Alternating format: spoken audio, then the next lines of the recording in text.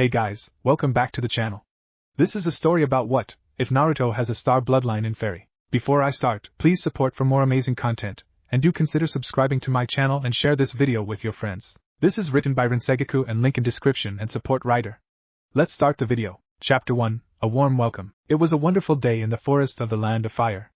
The sun was up and warm, but the wind blew swiftly in cool and refreshing waves, almost caressing the leaves and the trees as it passed through them. The birds were singing happily on the branches, enjoying the peaceful feeling surrounding them. Sigh, it was indeed a most youthful day. Wait, did I just? Where did that?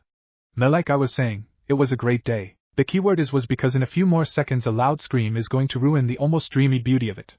Count down with me. 5, 4, 3, 2, 1. Naniaya? What do you mean by sucked up?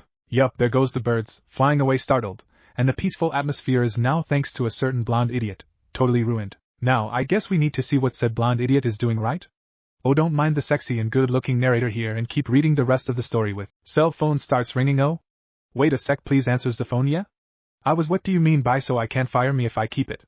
Well, fine. Ends call. Humph, killjoy. Well, it seems I can't break the fourth wall, otherwise I get kicked out. So I guess I'll keep with the regular standards of this kind of stories and avoid contact with you, readers, and any character here to let you enjoy the plot. Ha! My talent wasted again. Well, anyway, back to the idiot. A teenager came out to a clearing, his messy and spiky sun-kissed blonde hair almost shining with the sun. He has blue cerulean eyes and 3 whisker-like marks on each cheek. He is wearing a sleeveless orange-trimmed dark blue waistcoat, open and not tucked, exposing his bare chest, showing a muscular and toned torso, not bulky but lean, built mostly for speed than brute force. He's also wearing black knee-length trousers, a thick orange wristband on his right wrist and black open-toed sandals, a white scaled scarf rolled around his neck, and a weird-looking symbol tattooed on his right bicep on orange color. Okay, whoever wrote this has no imagination. I mean, come on. It's clearly the same frigging outfit of cell phone rings with a text message alert. Now what? Reads message and moans fine. I'll shut up now. Happy? Sigh ahem. By his side is a chibi, small, cute, fangirl dream pet, fox with red-orange fur covering its body, black rings around its red silted pupil eyes, 3 tails swinging on his rear and 2 small angel-like wings sprouting from his back, keeping it floating besides his companion. And that pretty much sums it up till that point. Naruto, then. After those guys we were chasing managed to get you inside that carriage. I still don't know how that happened, since it was us the ones chasing them. I had to rescue you, the chibi fox said. Damn, have I told you how much I hate vehicles today, Kurama? You've just done it. Good, you must never forget it, he stated sagely with a firm nod. Yeah? But even you must admit it's kinda lame that Natsu and you are the only dragon slayers with motion sickness in the guild. Shut up, fuzzball. It must have something to do with how powerful, no matter what Gajeel says, we are, and Wendy is just immune to it. Just keep saying that to yourself. Maybe one day you'll believe it. Hater, I'm still mad at you though. Why you had to burn up the carriage with me inside? Don't you care about me? Naruto asked with a pout. Hey! You know you are immune to fire attacks, so don't give me that shit. I'm sure that if you weren't disabled you would have eaten it before it hit home. Point taken. Well, just after you took me out of there, you say a massive thing in the sky that looked like an enema appeared and sucked up only both of us. Yup. Then it threw up us here, so we started free falling. I managed to grab you before you crashed on the ground, and about half an hour later you woke up. You say it was similar to an enema, but we destroyed the machine that created them on Idolas, and Mystigan promised to never make something like that ever again. Could have he dared to break his promise? Nah, he's from Fairytale, just like us. You should know better than to think like that. Besides, the similarities between what brought us here and an enema ended in the looks. Even the energy of that thing felt different, and right now we are in a forest. I don't remember any forest on Idolas. The strange thing is that I don't feel any Eternano around us either. True, could this be another world again? And one without magic at that again? We need to find a way to return home pronto. I don't have a good memory of worlds without magic that, and Natsu and I will get worried when he returns as an S-class mage and we are not there to greet him. You mean if he returns as an S-class mage? Come on, Kurama. We trained really hard the week before the trial just for Natsu to become strong enough to get the promotion, but I still think that lightning and fire form of his is really broken. I wonder if Laxus would let me eat one of his bolts. And then he would personally train you, Kurama said sarcastically while rolling his eyes. But why he didn't teamed up with you then? I mean, I don't have anything against Happy, but besides flying I don't see how much help he can give Natsu. If we both have teamed up for the trial there wouldn't have been much challenge, don't you think? We are quite overkill together, and I can only imagine the old man and Gildart stopping us then. But chances of us fighting any of them were as low as Urza's temper. Point taken. Besides, this is a way to test ourselves. If we are strong enough to make S-class without the help of the other, then we will be able to find Igneel in no time. He beamed at the floating fox, making said furry animal roll his eyes once more in mock annoyment. That's the dragon twins for you. No way but the hard one. Well, can you use magic? If this is like Idolas then only I will be able to, and that can make our return quite hard. True. Nodded Naruto. We could use magic there only after Mystigan gave us those weird pills. Guess there is only one way to try it. He inhaled deeply and puffed his cheeks while forming a trumpet with his hands in front of his mouth. Carry no. Seeing this, Kurama's eyes widened at the same time he tried to stop him, but he reacted too late. Hooko! The blonde breathed out, and a magic seal appeared in front of his hands, making the breath turn into a big stream of fire coming out, burning everything on its wake and starting a forest fire. Naruto, you baka, Kurama said while facepalming? You had to use that in the middle of a forest, right? Hihizuri?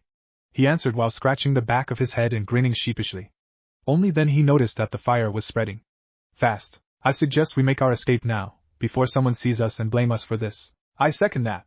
Kurama shouted, already halfway out of the clearing. Wait for me!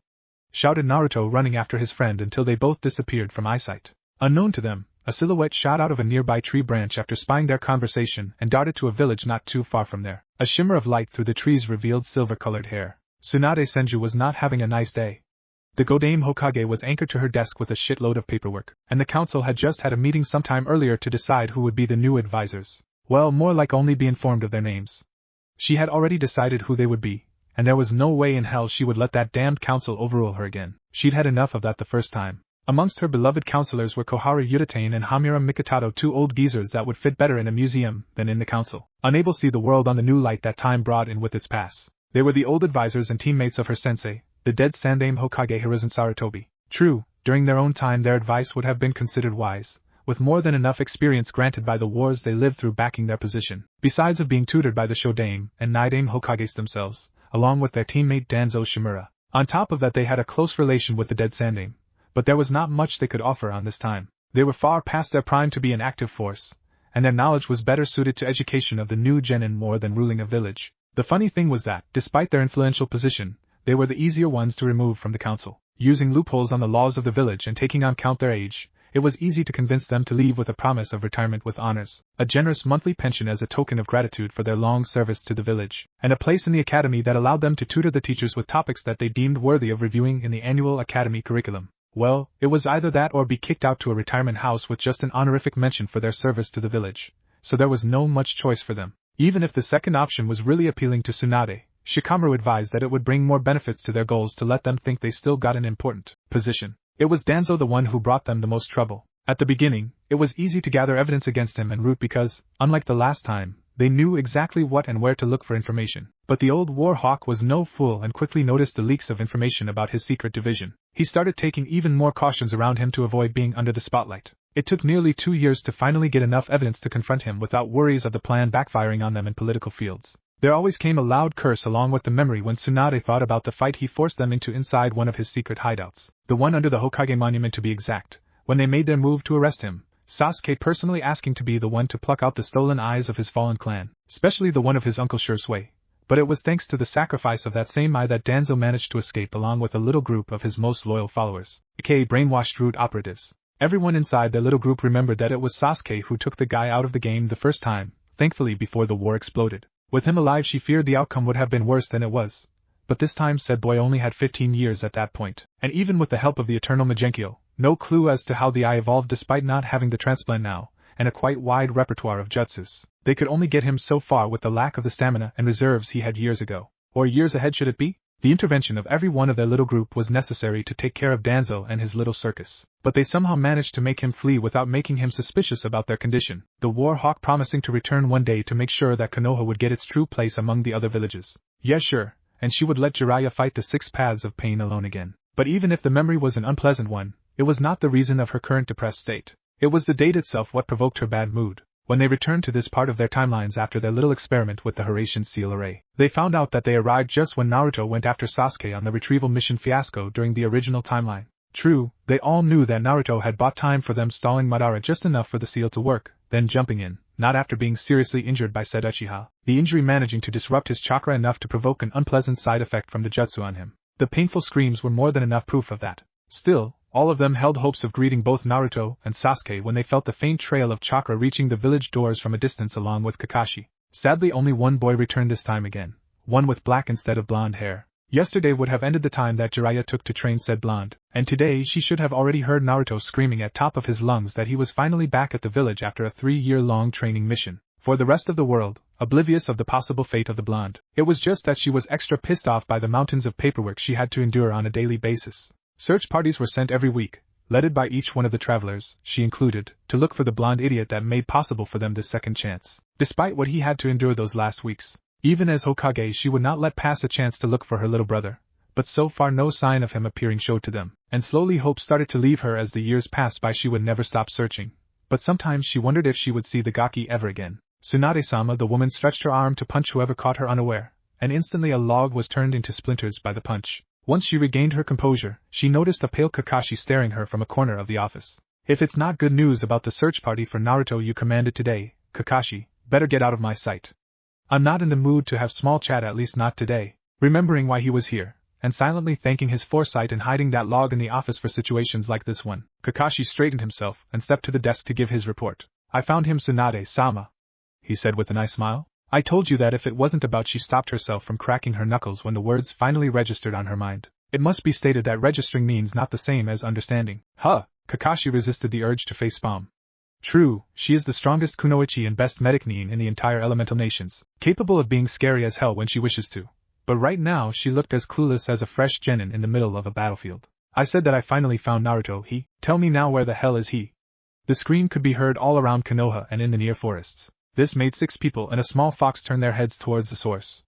5 of them immediately recognized what it meant and ran as fast as they could towards the Hokage Tower. The blonde teenager running in the forest away from a massive fire just shrugged it as his imagination and kept running, while the small fox, Kurama, stopped dead on his tracks for a second, floating on the spot. Was that? He was forcefully cut off from his musing by a hand pulling him farther away from the raging fire, Naruto yelling at him to fly faster, clearly not noticing that he was now dragging him. Seeing it didn't matter at the moment, he pushed the thought to the back of his mind. Kakashi just sighed and waited for everyone else to arrive. After calming Tsunade, of course, which caused him to unseal at least half a dozen of logs he had stored in scrolls to aid in emergencies during battles, or situations like this one. He should consider suggesting that sealed logs become part of the standard Konoha nin gear when in missions away from the forests of Hai no Kuni. Anyway, in less than a minute 5 other people entered the office, each one voicing their own questions quite loudly, trying to make their own sound louder than the others. He just hoped to discuss this matter privately with Tsunade, and keep it a secret from the others until they could say with certainty what that weird energy Naruto was emanating was.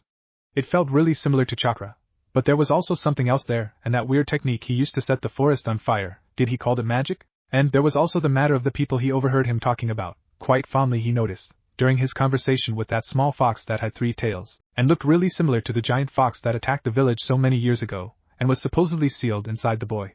Where had he been all this time? Who were those people he was talking about? And why was that fox so damn cute? Kakashi! The shout from Tsunade woke him up from his inner debate, only to face said woman glaring at him and releasing enough killer intent to make even Orochimaru shiver. Where did you find him? Yea, the forest! Kakashi shouted frantically under the effect of the heavy dose of killing intent that was directed towards him, not only from Tsunade, but from every person present there, all clearly annoyed from being forced to wait for information about Naruto. Once the pressure lifted enough to let the Cyclops breath normally again, he explained further. I found him in the forest outside of the village, northeast from the gates. But he escaped before I could contact him. You can't miss him. You should be blind to not see the fire that he caused with this strange fire technique he used. Weird, it can't be seen from fire? Asked Sasuke, getting the attention of everyone in the room. Since when he dobe know how to use Katon release? Last time I checked he was very proficient with Futon, but far from capable with other elements. I'm not sure that was an elemental release at all, Sasuke. The energy he used on it was different, and there was also this weird seal that materialized out of nowhere. Kakashi, are you sure this is Naruto?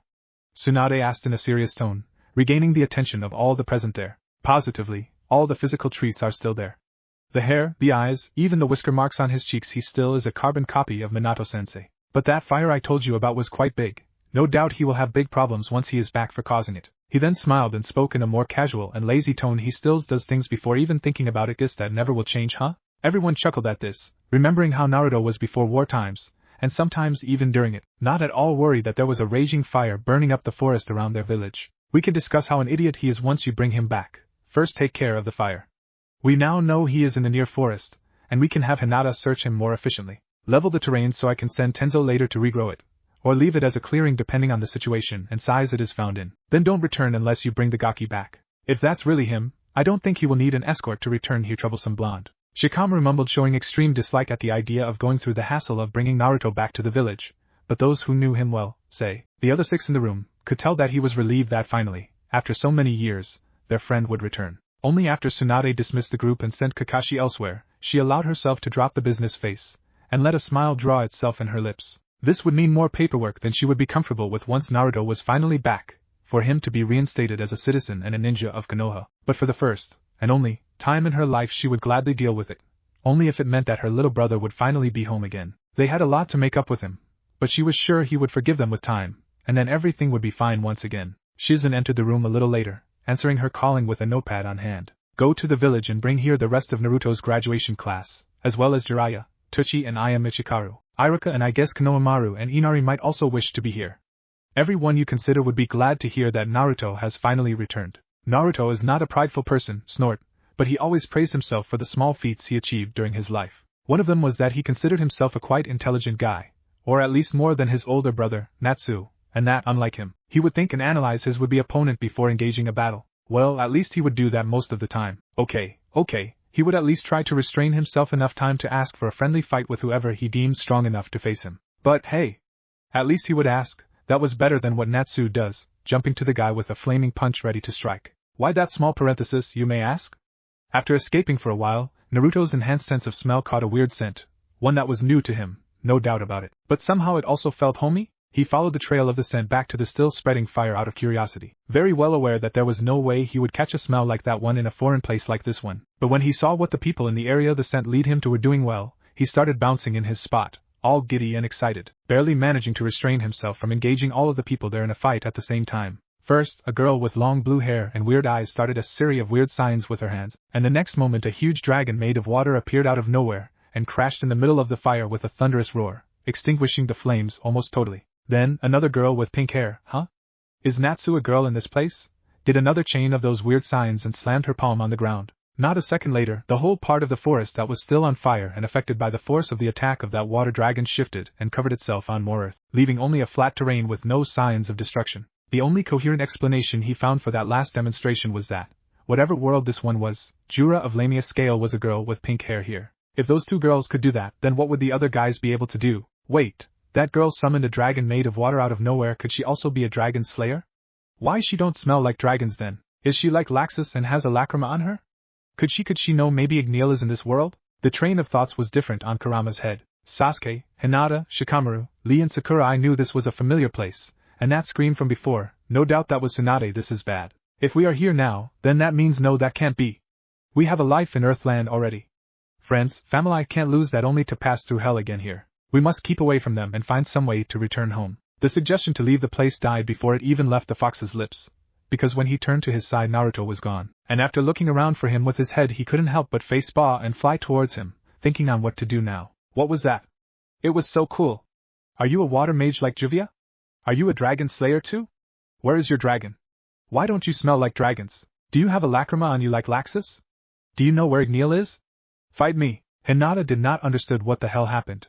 1 second she was using a Suryuden to extinguish the forest fire, and the next one this weird-looking guy with blonde spiky hair was blonde spiky hair? Naruto, let them be. I bet you didn't understood a word of what you said. Well, besides from you demanding a fight, I guess up to this day I can't figure out how you managed to say so much in just one breath. The flying fox said while shaking his head, a paw still on his face, and sighing. And that is not the right way to ask for a spar. Can't you learn something from Urza? Urza is scary and asking/demanding is still better than jumping straight over with a flaming punch or kick like Natsu and I does. Naruto answered, crossing his arms over his chest and glaring in mock annoyance at the small fox. Point taken. Besides, you also saw how she summoned that water dragon, he said, now brimming with excitement. The mood swings of this lad are scary, while pointing a finger to Hinata, making her blush a bit. That was so cool, he said happily with glitter around his face and stars on his eyes. Maybe she knows where Igneel is. I highly doubt it. Kid better be going now. We still need to find a way to return home, and we don't have even the slightest idea of where we are now. Oh yeah, true, sorry about the fire, he said to Hinata's group while scratching the back of his head sheepishly, an action that everyone on that group missed greatly. I hope your air forest grows up again. Bye. He finished, shooting his trademark foxy grin and waving a hand goodbye to them, before turning around and start walking into the forest talking casually with Kurama. Dobe, where are you going?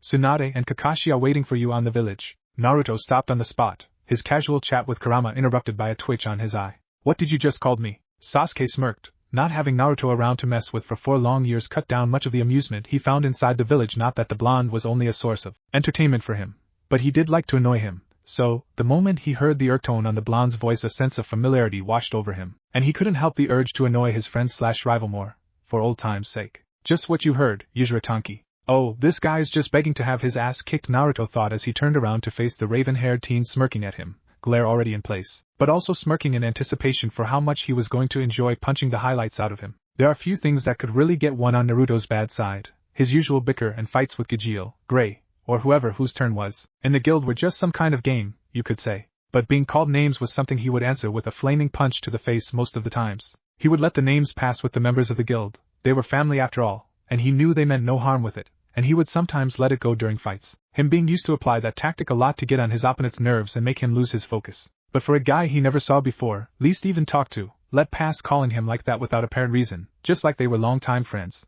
Like hell he would. Gathering enough magic power to make his point clear with only one strike, he focused it on his fist, igniting it with flames, already stretching it in a punch motion as he jumped towards the still smirking guy, full intent on wiping the smile of his face. Karyu no Tekken. Everybody went on high alert when they felt the energy spike in Naruto, noticing that it wasn't chakra, or at least not totally. A second later he was turning to Sasuke with a flame-engulfed fist, ready in a punching motion. The heat on the fist could be felt even at the distance they got between them and Naruto, and it was not even that close. No one dared to move when they saw the punch stretch in Sasuke's direction, too shocked by what was happening. Naruto attacking Sasuke, clearly meaning harm? The punch being inches away from Sasuke's face made everyone cringe and close their eyes, already expecting the sick crunch sound of bone being broken that came the next moment, and kept them that way, fearing the image of a heavily injured Uchiha. The few seconds their eyes were shut felt like hours, and they only opened them when the voice of a clearly freaked out Sasuke was heard. And Naruto?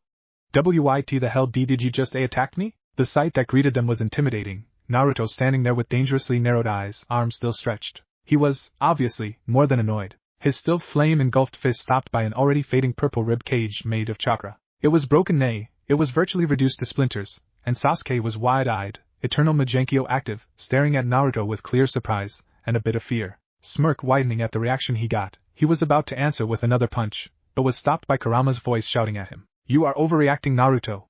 Calm down and think about our situation, and remember Ito lost. Maybe it's just some misunderstanding. Naruto thought about that for a second. Ito lost. They were pulled into that world by an anima because of their magic. But what did that had to do with? Of course. His eyes widened in realization, and he felt like banging his head on a tree for being such an idiot. Surely there was another Naruto in this world, and this guys were his friends. So the bastard was only joking with him, just like the people back in the guild. Looking guilty to a side, he deactivated his magic, making his eyes return to their usual shape, and retreated his arm, which now was even closer to the black-haired guy than the previous one, and apologized. I'm sorry, I let my emotions get the best of me. It's just I don't like being called names. It brings back some memories I would like to forget. No kidding? Sasuke asked sarcastically while nursing a bruise on his cheek. Even if the fist didn't hit, the force behind it was strong enough to make the air act like a weaker extension of it. Come on, Naruto, Tsunade is going to punch us all the way to Suna if we make her wait even more. Wheel, you see I am not exactly who you think who I am, he said awkwardly while scratching the back of his head. Stop joking, you baka. We need to get you back to the village. You know it's around the time that Akatsuki will make their move to Suna, Sakura said exasperatedly. What was Naruto playing at? First he disappears for 4 years, and then when he decides to return he appears dressed weirdly, and with a chibi-cubi by his side, acting like this is the first time he ever saw them? If this was some kind of prank, then she didn't find it funny. Well, I'm Naruto, but not your Naruto. It's a weird situation, you know. He then turned to the small fox. Do I tell them? Do it. It can clear all this mess, then we can return to look for a way to get back home. The old man will skin me alive if he finds out. Even if it's not my fault, you will not tell him, will you? Naruto just grinned evilly and turned to the confused group in front of him. Where to start? He asked himself while tapping his chin with a finger thoughtfully, a habit he had adopted from Mira. I know. I'll tell you about Idolos, and from then I'll explain about my world. The ones that weren't recovering from the almost heart attack just looked at him weirdly, but he ignored them and started to explain about the altered dimensions and counterparts on each world. Then he started to speak about his world, Earthland, and how magic is the energy used there. Kurama played along with it, satisfied with how they seemed to be believing them, not that it was hard to do so in a world where you could spit lava from your mouth, or have eyes with time-space twisting abilities, and even summon mountain-sized animals capable of fighting and speaking just a bit more, and they would be out of this. And that's pretty much it. What's my name? Well, the name of the other me here. Naruto Uzumaki. Hinata answered sorrowfully, her hopes of her blonde friend finally returning being higher than ever after Kakashi's report earlier that day. But even if the sight before her eyes was the one of Naruto, she knew that this guy couldn't be her their Naruto. It was impossible for the kind and friendly blonde they knew to extract revenge in such a painful way, denying every bond between them and acting as if never knowing them before. They had messed up horribly with him, but it was hard to think of Naruto Uzumaki acting like that towards his friends. That, and the demonstration they had of this magic not too long ago was enough to make things clear for them, albeit a little too forceful. See? My name is Naruto Drang Neil. Thinking about it would be nice to meet the Naruto from here. It was fun to meet Idonatsu and Idogray, he said with a smirk, remembering how different those two were from the ones he knew. How would the Naruto from this world would be? I'm sorry to inform you, friend, that our Naruto went MIA about 4 years ago in a mission. We have been searching for him all this time but we haven't found any trace of him, Lee said, in a very out-of-character melancholic voice. So when somebody spotted me, the blonde said with furrowed eyebrows, you thought Uzumaki had returned, right? Everyone looked at him curiously at how he called their Naruto. What? I'm also called Naruto, and this can get you lot confused, at least it is a little confusing for me. You can call me Drang Neil if you don't want to confuse us again. Troublesome blondes, the Naru muttered with a tired sigh, but yeah, we thought you were Uzumaki. Even if his tone was his usual tired and lazy one, he was clearly sad that his friend was still missing. Silence fell upon the group after that, the shinobi trying to cope with the fact that their hopes of meeting their blonde friend were, once again, crushed, while the mage mulled over the new information that had been relayed to him, and the small fox floating next to the dragon slayer waiting impatiently for the moment when they would finally leave. I know!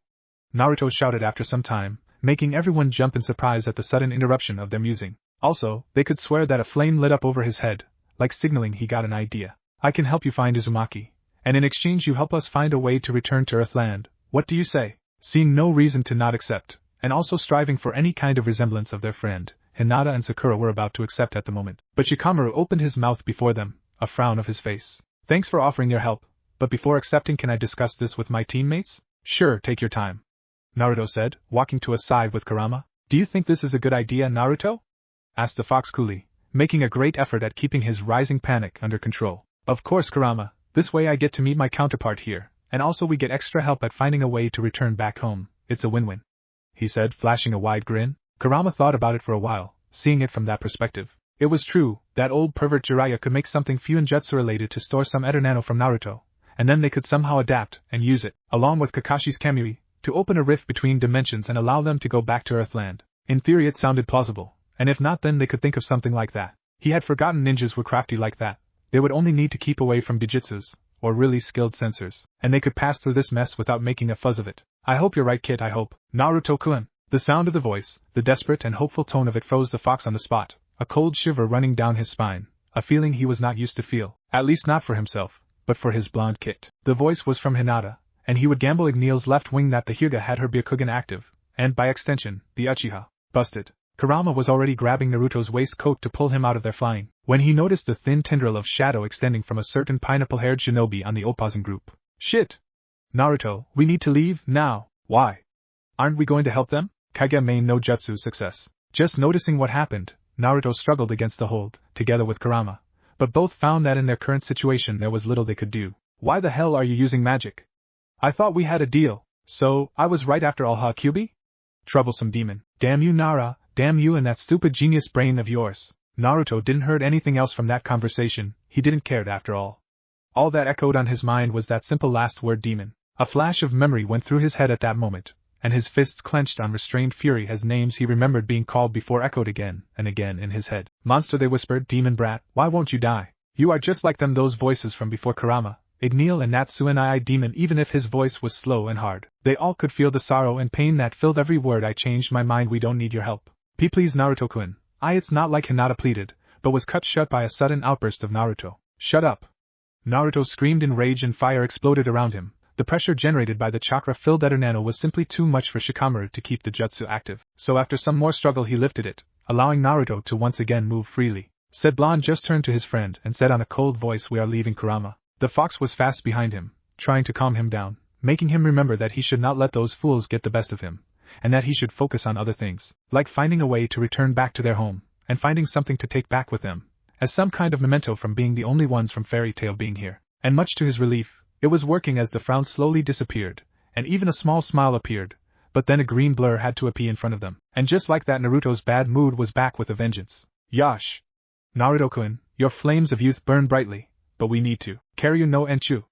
And with a wet crunch where the flame-propelled punch hit, Lee was launched into the forest, and Naruto kept distancing himself from the shocked group. If someone ever told Sasuke what had just happened, he would have laughed and dismissed the clearly delusional man. But he had just seen Naruto, the happy-go-lucky blonde dobe, orange and ramen lover, the one who would die, and actually died, or so they thought, for the safety of his friends, hurtily willingly, and then step away without showing care about what just happened. There's no doubt about it, this is Naruto Uzumaki. The feel of his chakra, and the presence of a chakra network to begin with, is enough evidence already. He knew it thanks to his Sharingan, and Hinata's Byakugan only confirmed it. But there was a weird mass of energy in the place where the seal was before. Its feeling was similar to the Senjutsu energy. He may not able to use it, but he was familiar to the feel of nature chakra, and according to what he saw, this weird energy combined with Naruto's chakra continuously without depleting. Just where had he been all these years? And what could have happened to make him believe that he belonged somewhere else? The Dobe's home is Konoha, among them, their friends, and he would not let him go away this time. He would bring him back home, even if he had to break every bone in his body. He would know what happened to his friend during this 4 years. You are not going anywhere, Dobe. We are taking you back home and clearing up all this mess, Sasuke stated coldly, already blocking his path, but at a safe distance from him and any other of those dangerous punches. Naruto started to shake in anger, blue slitted eyes that would have maimed the raven-haired guy in front of them if they could narrow dangerously as his mouth morphed into a scowl. Shut up, shut up. Shut up. And building his magic, he inhaled deeply and blew out a huge twister of fire directly to him. Karyu no Hoko. Sasuke felt the energy building in Naruto's lungs before he released the attack, so guessing what could come out, he flashed through hand seals and blew his own sphere of fire at the same time. Gokakyu no Jutsu. For a moment both fire attacks clashed and fought for supremacy, but the dragon's fire proved to be stronger and consumed Sasuke's jutsu, increasing its size and closing into Sasuke, who thinking quickly shined close to Naruto, Sharingan active and spinning into the eternal Magenkyo once again. Both locked eyes for a second, while the massive ball of fire was stopped by a combined effort of Sakura and Hinata with an earth wall and another Suryuden. That second of eye contact was enough for Sasuke to cast the Genjutsu on Naruto and disable him, just in time to avoid most of the damage from another flaming punch directed to him, which still managed to launch him into a tree with enough force to dent it. Even if it wasn't a full hit, the strength behind it managed to force the wind around into some kind of ghost punch. Much like the hits of his Gamaken enhanced with Senjutsu, it hurt. Coughing some blood, he rose to his knees and panted there, waiting for someone to heal him. He shivered at the idea of receiving that punch on full force. Hinata quickly ran to heal him while Sakura rushed to where Lee was. Her superior medical knowledge would be necessary to heal him, and Shikamaru stayed behind in case Naruto woke up and attacked again, or the fox tried something, so he was on guard when Kurama floated to where Naruto laid unconscious on the ground. The small fox then turned with a glare to Sasuke. What did you do to Naruto? It's a simple illusion. The true question here is, what you did to the Dobe Kyubi. But before the fox could say something, Hinata spoke. Don't try to deny it. This is Naruto-kun. The feeling of his chakra is unique, and he has chakra pathways. That simple fact throws out the lie of you being from other world, she said with her Byakugan active. Kurama sighed in defeat and grabbed Naruto by the collar of his waistcoat after checking that the illusion was a simple one indeed, and that it would not trigger some unpleasant reaction with his memories, and started to lift him. Where do you think you are going? Shikamaru asked, starting with the hand seals for another cage main, and Kurama sighed once again. This would be a long day for both of them. Get the green one back and meet me in that clearing, then we go straight to Tsunade's office without attracting attention to ourselves. I won't escape, it's useless now. Once we are inside her office I will explain what happened, so we can finally leave to find a way back home. But Naruto-kun is finally back home now.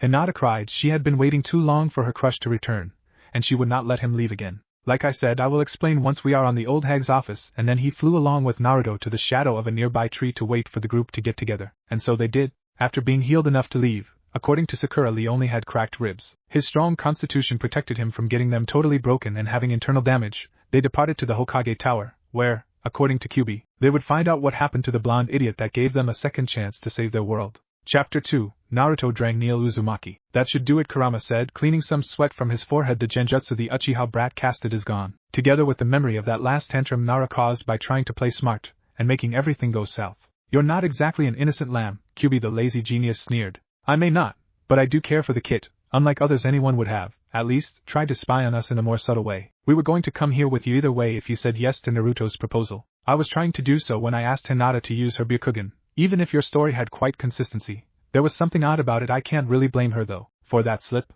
Heck, even I was surprised to find out this is Naruto, and I was the one doubting your cover. Then he sighed and started to massage his temples. Look, I know this was not the best approach, but after 4 years without news about him, some of us started to think that maybe he could have that he would never return after we used that seal. So seeing a potential chance of him finally returning, I didn't know what else to do. Kurama nodded slowly. He could understand that explanation. Of course it didn't excuse him for what he did. Weird, it has been 11 years for us. Apparently Earthland has a different time span than the elemental nations. 11 years? What? You done fighting each other? Because if you haven't noticed, I still don't have the slightest idea of what's going on here. Being Hokage and not knowing what's happening inside my own damned office doesn't add. Start explaining. The group entered her office earlier that day, through the window and without permission, along with an unconscious and weirdly dressed Naruto being carried by a much smaller and cuter version of what she supposed is the Kyuubi, out of the seal and flying. While she recovered from the shock of seeing even if it now resembled a small forest critter, the nightmarish demon out of Naruto, Sasuke activated all the privacy seals on the room, only telling her to wait until the fox was done with whatever he was going to do to Naruto to finally get any explanation. It has been almost an hour since then. Look, Fox, I've been patiently waiting for more than enough time. Don't give me that look. I don't give a flying fuck for who you are. You could be the Yondaime reincarnated for all that I care right now. I've waited for 4 long years to see that mop of blonde hair on the floor again, and know what happened the day we used that damned seal from his own lips. So you better wake the Gaki up and both start explaining what the hell happened that day, or I swear Kuma will receive another Bija via punch delivery right now. Then she flopped down on her chair again, a long sigh escaping her lips as she rubbed her eyes with 2 fingers. But when she spoke again, even if her voice still held the same annoyance she expressed on her previous rant,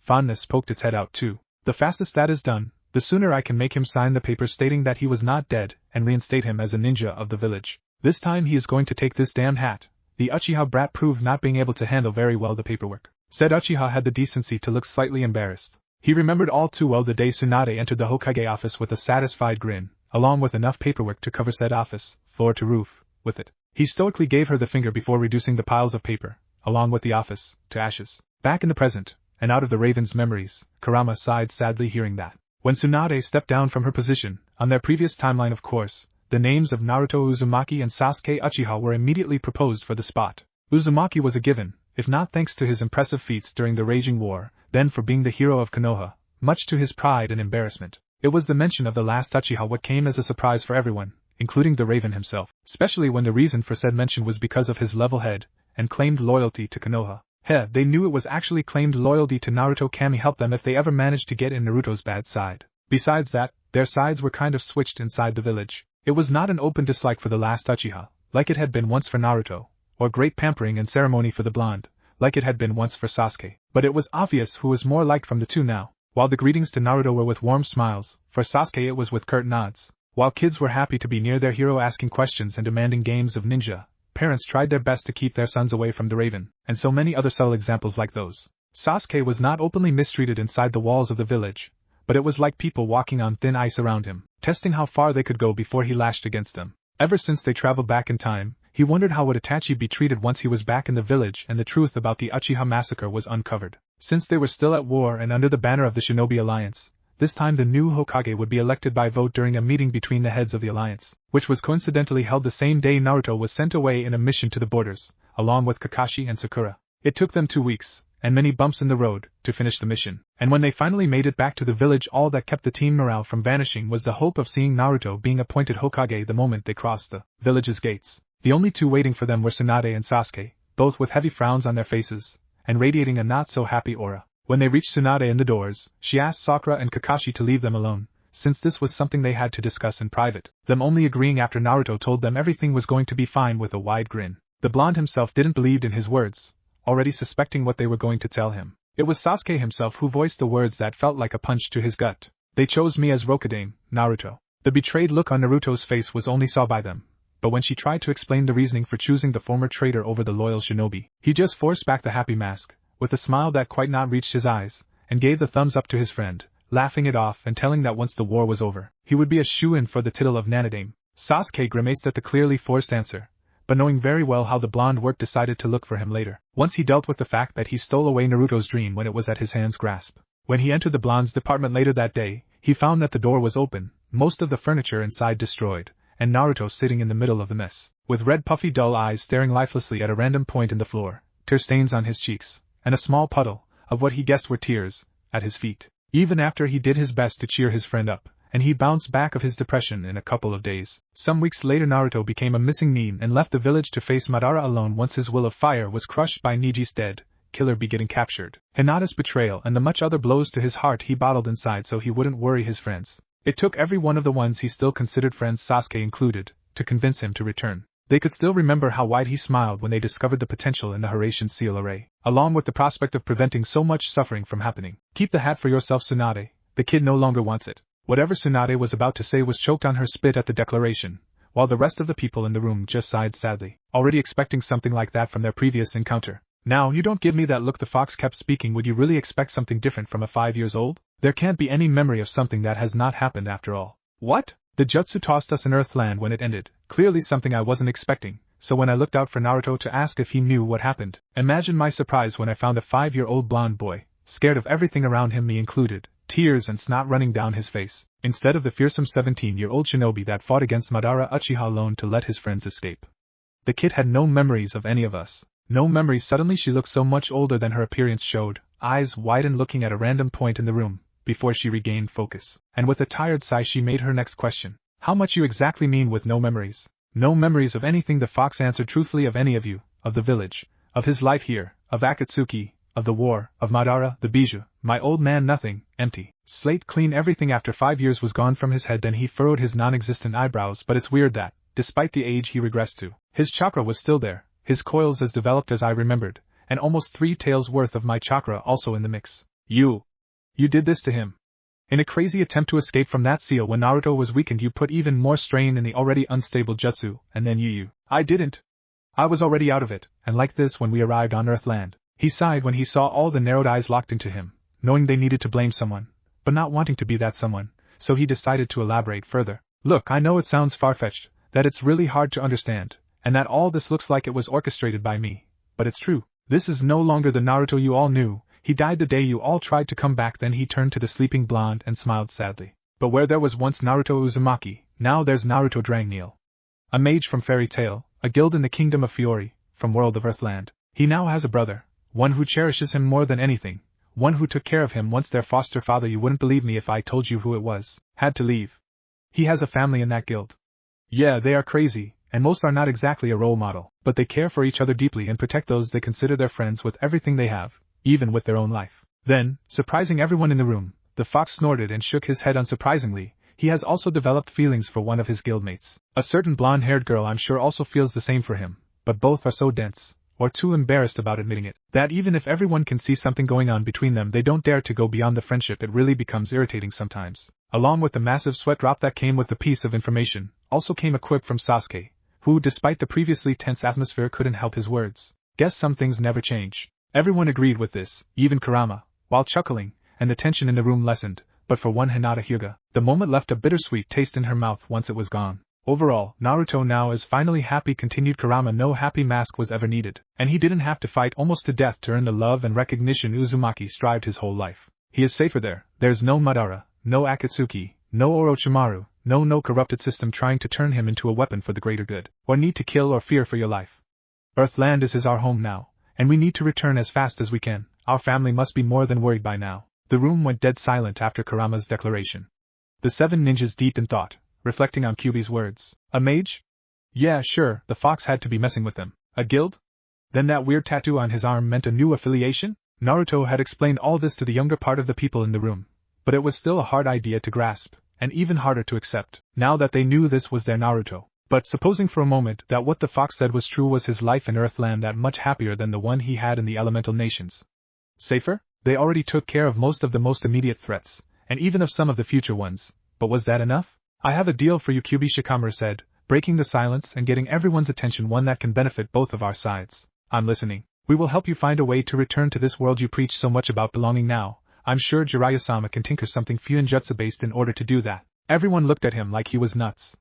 Was he really that calm with the idea of not seeing Naruto ever more? But in the meantime you'll be stuck here, and during that time we will try to make Naruto recover his memories. There was a massive sigh of relief in the room, which annoyed both Kurama and Shikamaru for different reasons. If, by the time we find a way to send you both back to your world, he has not regained any of his memories, we will let you go, and I'm sure you will never hear from us again. But if by that time he gets back some, or all, of his memories back, it will be up to him to decide whether he will stay, or he will leave.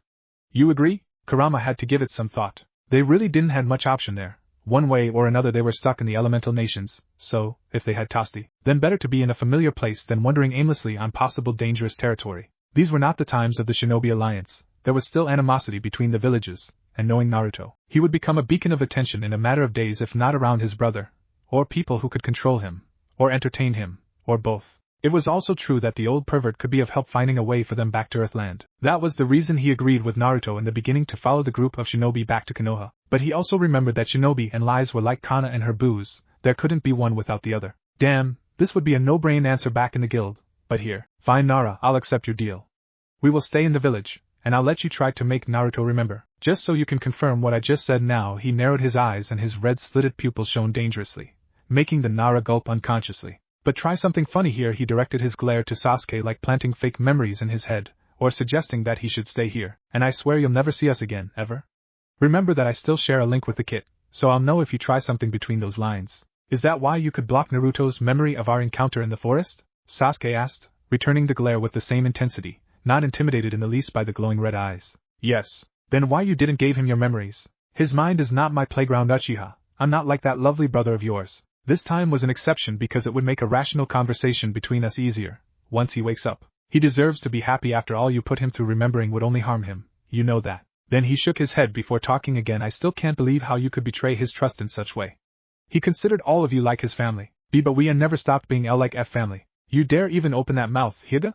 Kurama spat out of everyone here. You were the one he held closer to his heart, and you were the one who pushed him further into snapping. Even after that, he sacrificed himself so you could come back. Filled with guilt, everyone went silent. Only small sobs from Hinata were heard, and when she could not handle the shame anymore she ran out of the office while crying. Kurama sighed and turned to Naruto, seeing him stir on his dream, and then he turned to the rest and spoke. Naruto is about to wake up. Have you called for people to see him? The question was directed to Tsunade. Everyone who met him even once, but missed him during his 4-year absence. Then go, all of you, and explain them his situation, while I make up some story to how he ended here, and make him believe it. Everyone chuckled once again. There was that silly verbal tic he had when he was a kid. Remember that I will deny everything you say about his past. I'll let you try to convince him, but it won't help now. Go, he said while making a shooing motion with his paw. Ironic, the very same demon that once tried to destroy the village now is ordering me in my office, Tsunade said while walking towards the door, following the rest out of the room. I prefer the title Exceed now. Even if I still have old traits of my Bijou nature, I fit better now in that category. Weird things happen when you travel through dimensions, I guess. Whatever, said Tsunade, shrugging before closing the door once outside the office. Naruto slowly opened his eyes, feeling that his head was about to split in two. Ugh, what hit me? I feel just like if Urza used my head as a punching bag. Actually, you kind of knocked yourself out, answered Kurama. Don't you remember? Huh? Asked Naruto, still rubbing his head. After those guys accepted your offer you got all fired up. I don't know why you let Igneo rub you that silly catchphrase. Hey. It's not silly. Whatever, after that you started to run ahead without really looking where you stepped, and then you fell from a small cliff screaming. I guess you can tell what happened then. I landed head first, and knocked out myself again? Naruto asked, chuckling nervously and feeling embarrassed. Yup, Clover Town once more. After those guys helped me get you inside their town, still unconscious I might add, they decided to take us to see their leader. Right now we are inside their leader's office. Aha, the blonde nodded absent-mindedly while looking around the office and occasionally sniffing its weird. Kurama. I somehow find this place familiar. And that homey smell again. How's this place called? Huh? Asked Kurama, trying to think on some way to avoid bringing up the bad memories. This city, Kurama, how is it called? What was it?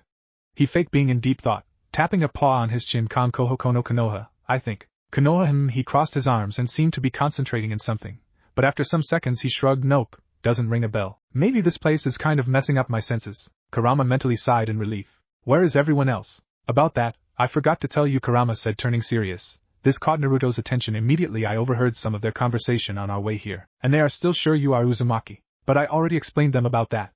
Whined Naruto. I know, but they refuse to believe that, and from what I heard, Uzumaki could be, well, dead. Dead? That's no way.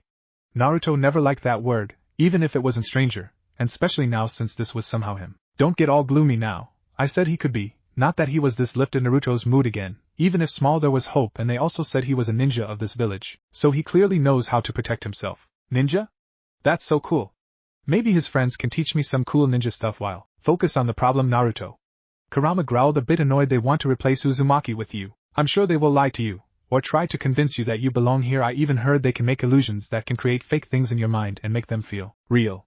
We will be staying here, so if they try something like that, don't let them fool you. The guild must be still waiting for us and worried about our whereabouts. If this is that dangerous, then why trust them? Even if it's true they'll try to make you stay. I can't really blame them for thinking about that. Try to compare them to Ito Elfman and Ito Mirai. It looked like their Lee Sina actually died. But when our Lee Sina arrived on Ito Loss, imagine how happy they were. Believing that their Lee Sina had returned, it was only as time passed that they noticed the difference, and in the end resigned to let her go with us back to Earthland. Naruto nodded, remembering his surprise when he thought he would never see Lisananizan again. Now relate that to the guys here. They say that Uzumaki disappeared 4 years ago and now you appear out of nowhere, literally looking like a clone of the one they look for, telling things about alternate dimensions and doppelgangers. Of course they will prefer to believe that you are delusional than facing the truth. Besides, they look like good people. And they will also help us find a way back home, or so they say. Naruto thought about that for a while, trying to place himself on their position. Yeah, I guess I would have reacted in a similar way if something similar happened when Lisananizan. A sad sigh escaped his lips as he remembered how hard hit Natsu, Happy, Kurama and him the news that Lis Sana died on that mission.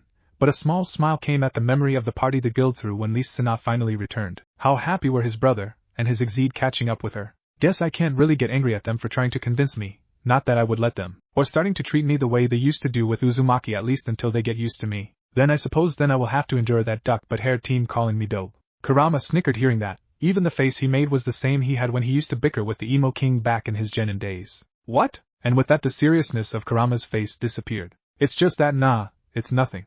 On the bright side, maybe you can convince them to teach you some cool ninja stuff while we are here. Naruto could practically hear the quotation marks on his words. Yada!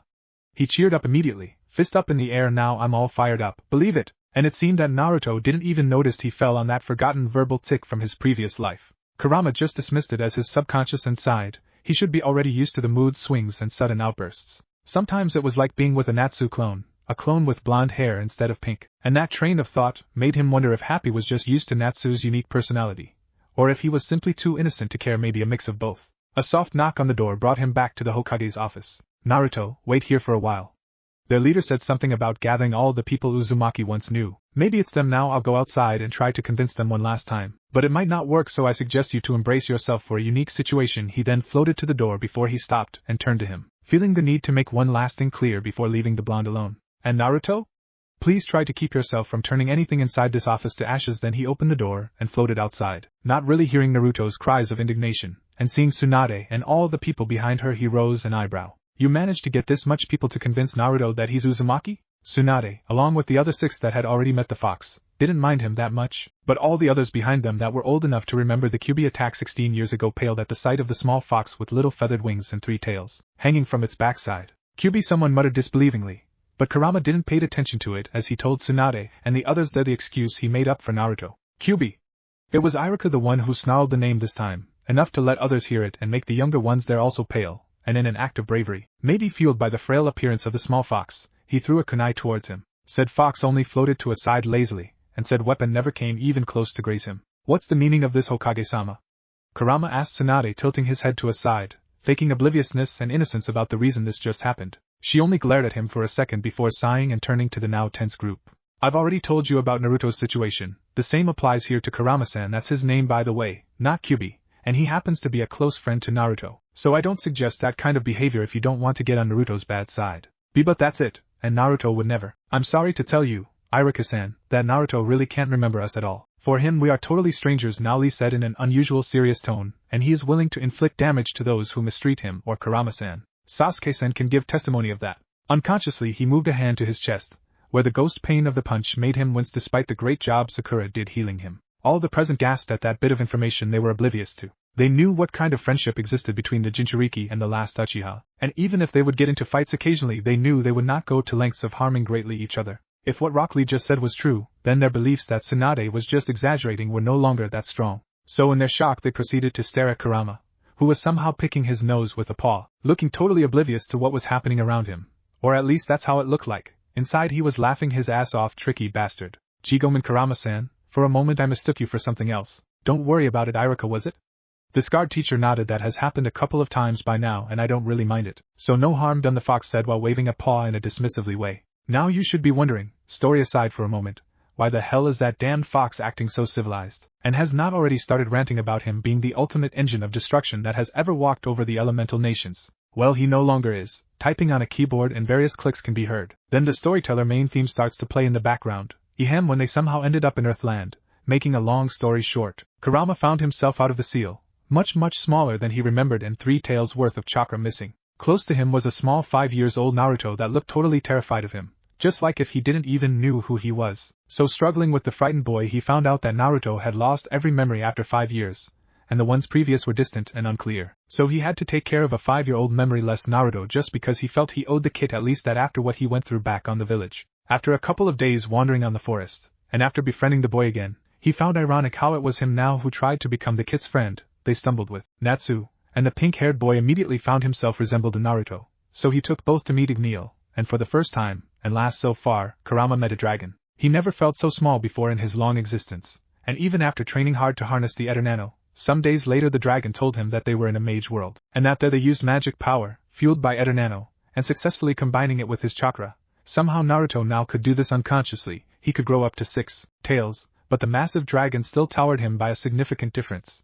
Igneel once tried to make Kurama leave with Naruto, stating that he could only take care of one kid since he was not that fond of humans, but Kurama knew that the kid needed someone as strong as Igneel to take care of him, so he made a deal with the dragon for Naruto's sake, stating that they should fight and depending who won, Naruto would have to leave or stay, but Kurama would leave anyway. Igneel agreed. Kurama stood his ground against the massive dragon, managing to even scar him through those almost impenetrable scales, but in the end Igneel emerged victorious, and did something that greatly surprised the fox, stating that he didn't had such a good fight in a long time. To honor a worthy opponent he would take care of Naruto despite defeating him. That humbled the fox for the first time in his existence. Being used to ninjas and their backstabbing ways, that display of honor was like a slap on the face, and it became even greater when, at the time he was about to leave, the small Naruto ran to him from inside the cave they lived in, and crying he hugged him like a lifeline, pleading that he didn't leave him because he was his first friend ever. Now Kurama knew this was because of the memory loss he suffered, but the raw emotion the boy displayed on his face and his plea was so sincere that he couldn't help but shed a single tear. Not that he would ever admit that, and tried to hug him back with his tiny paws and tails. Igneel only chuckled at the scene and said that he wouldn't mind repeating such a good fight again once the fox grew stronger, even proposing to help him. And thus a small family was born. Igneel grew fond of Naruto in no time, going to the length of calling him his son along with Natsu, and teaching both the fire dragon's slayer magic. Naruto and Natsu treated each other like brothers, and their personalities were so much alike that anyone would call them twins in all but blood, and so the idea of using similar clothing got inside their heads. Oh, so that was why he. Sorry for ran back on chapter 1. But seeing they could not do that for now, Naruto opted for giving Natsu his orange and black jacket, which Natsu wore until it was too small to fit him, and then he stored it along with their important mementos. It was surprising that the clothes he wore the day they tried to jump back in time shrunk to his current body, well, all except from his headband, which disappeared much to Kurama's delight. He didn't need ties with his old life. When Igneel gave each one their own scaled white scarf, they had such a big smile that Kurama was afraid their faces would split any moment. But sadly that would be the last significant happy memory they would have with Igneel, because some days later he left without warning and none of the three saw him again until the current date. But it seemed karma now worked in favor of Naruto, because it was not much later that they met Makarov Dreyer. Well, it was more like he found them, and after a quick conversation he convinced Natsu and Naruto to join his mage guild called Fairytale, and obviously he had to follow them. The tiny man once again showed him how much different this new world was, because even if he had enough strength to form part of the 10 wizard saints title, he could relate to the Sannin back in the elemental nations. He liked to play fool and be easygoing to let his children grow up at their own pace, but he would never let them get into trouble. The few he got serious, Kurama was sure he would make even Tsunade start sweating bullets. All in all, his experience on Earthland gave him an image of what his old man wished for the elemental nations, and he really liked it. He even made friends with people in the guild, especially with Happy, Charl and Panther Lily as a fellow Exede. He had said before that now he considered himself an Exede more than a Bija, seeing he fits the description, going to the extent of also having a guild mark on one of his paws. He wouldn't show it to anyone, not because he was ashamed of it, but because it meant so much for him now that only those he deemed worthy would know about it, just like he was with his name back on his old grumpy days. So now he didn't have that stick up his ass anymore, considered Naruto and Natsu family along with the whole guild, and now he was friendlier with others. His superiority complex was transformed into something similar to the pervert name Jiraiya made for himself. People knew him for that but accepted it as something more funny than annoying, so it was fine to be around him now. Yup, that's all about that. Now where were we? Oh, right there, sounds some clicks and music stops. Ahem. Is Naruto ready to see us now?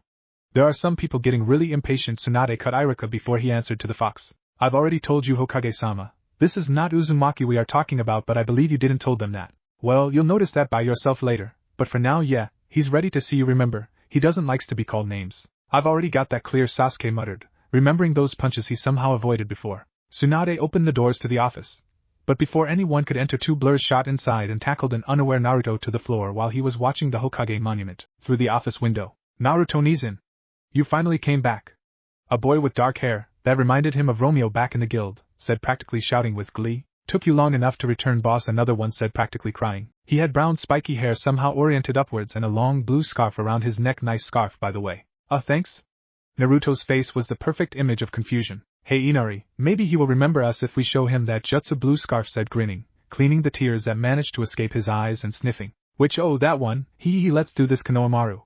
The newly identified Inari answered with another grin, and both jumped back from over Naruto to form a weird sigh with their hands at the same time. Oiroke no jutsu. And in a poof of smoke both kids disappeared. Everyone was already inside the room when the smoke dissipated, only to reveal two naked girls, two pretty damn good-looking naked girls with only bits of smoke covering the sensitive areas on one side, and a long blue scarf doing the same work on the other. Do you remember us now, boss? Purred seductively the brunette one. We've missed you, Naruto-nies, and the dark-haired one followed the example of the first. The room fell silent at the display. Many of the males there were wide-eyed and some even had blood dripping out of their nose.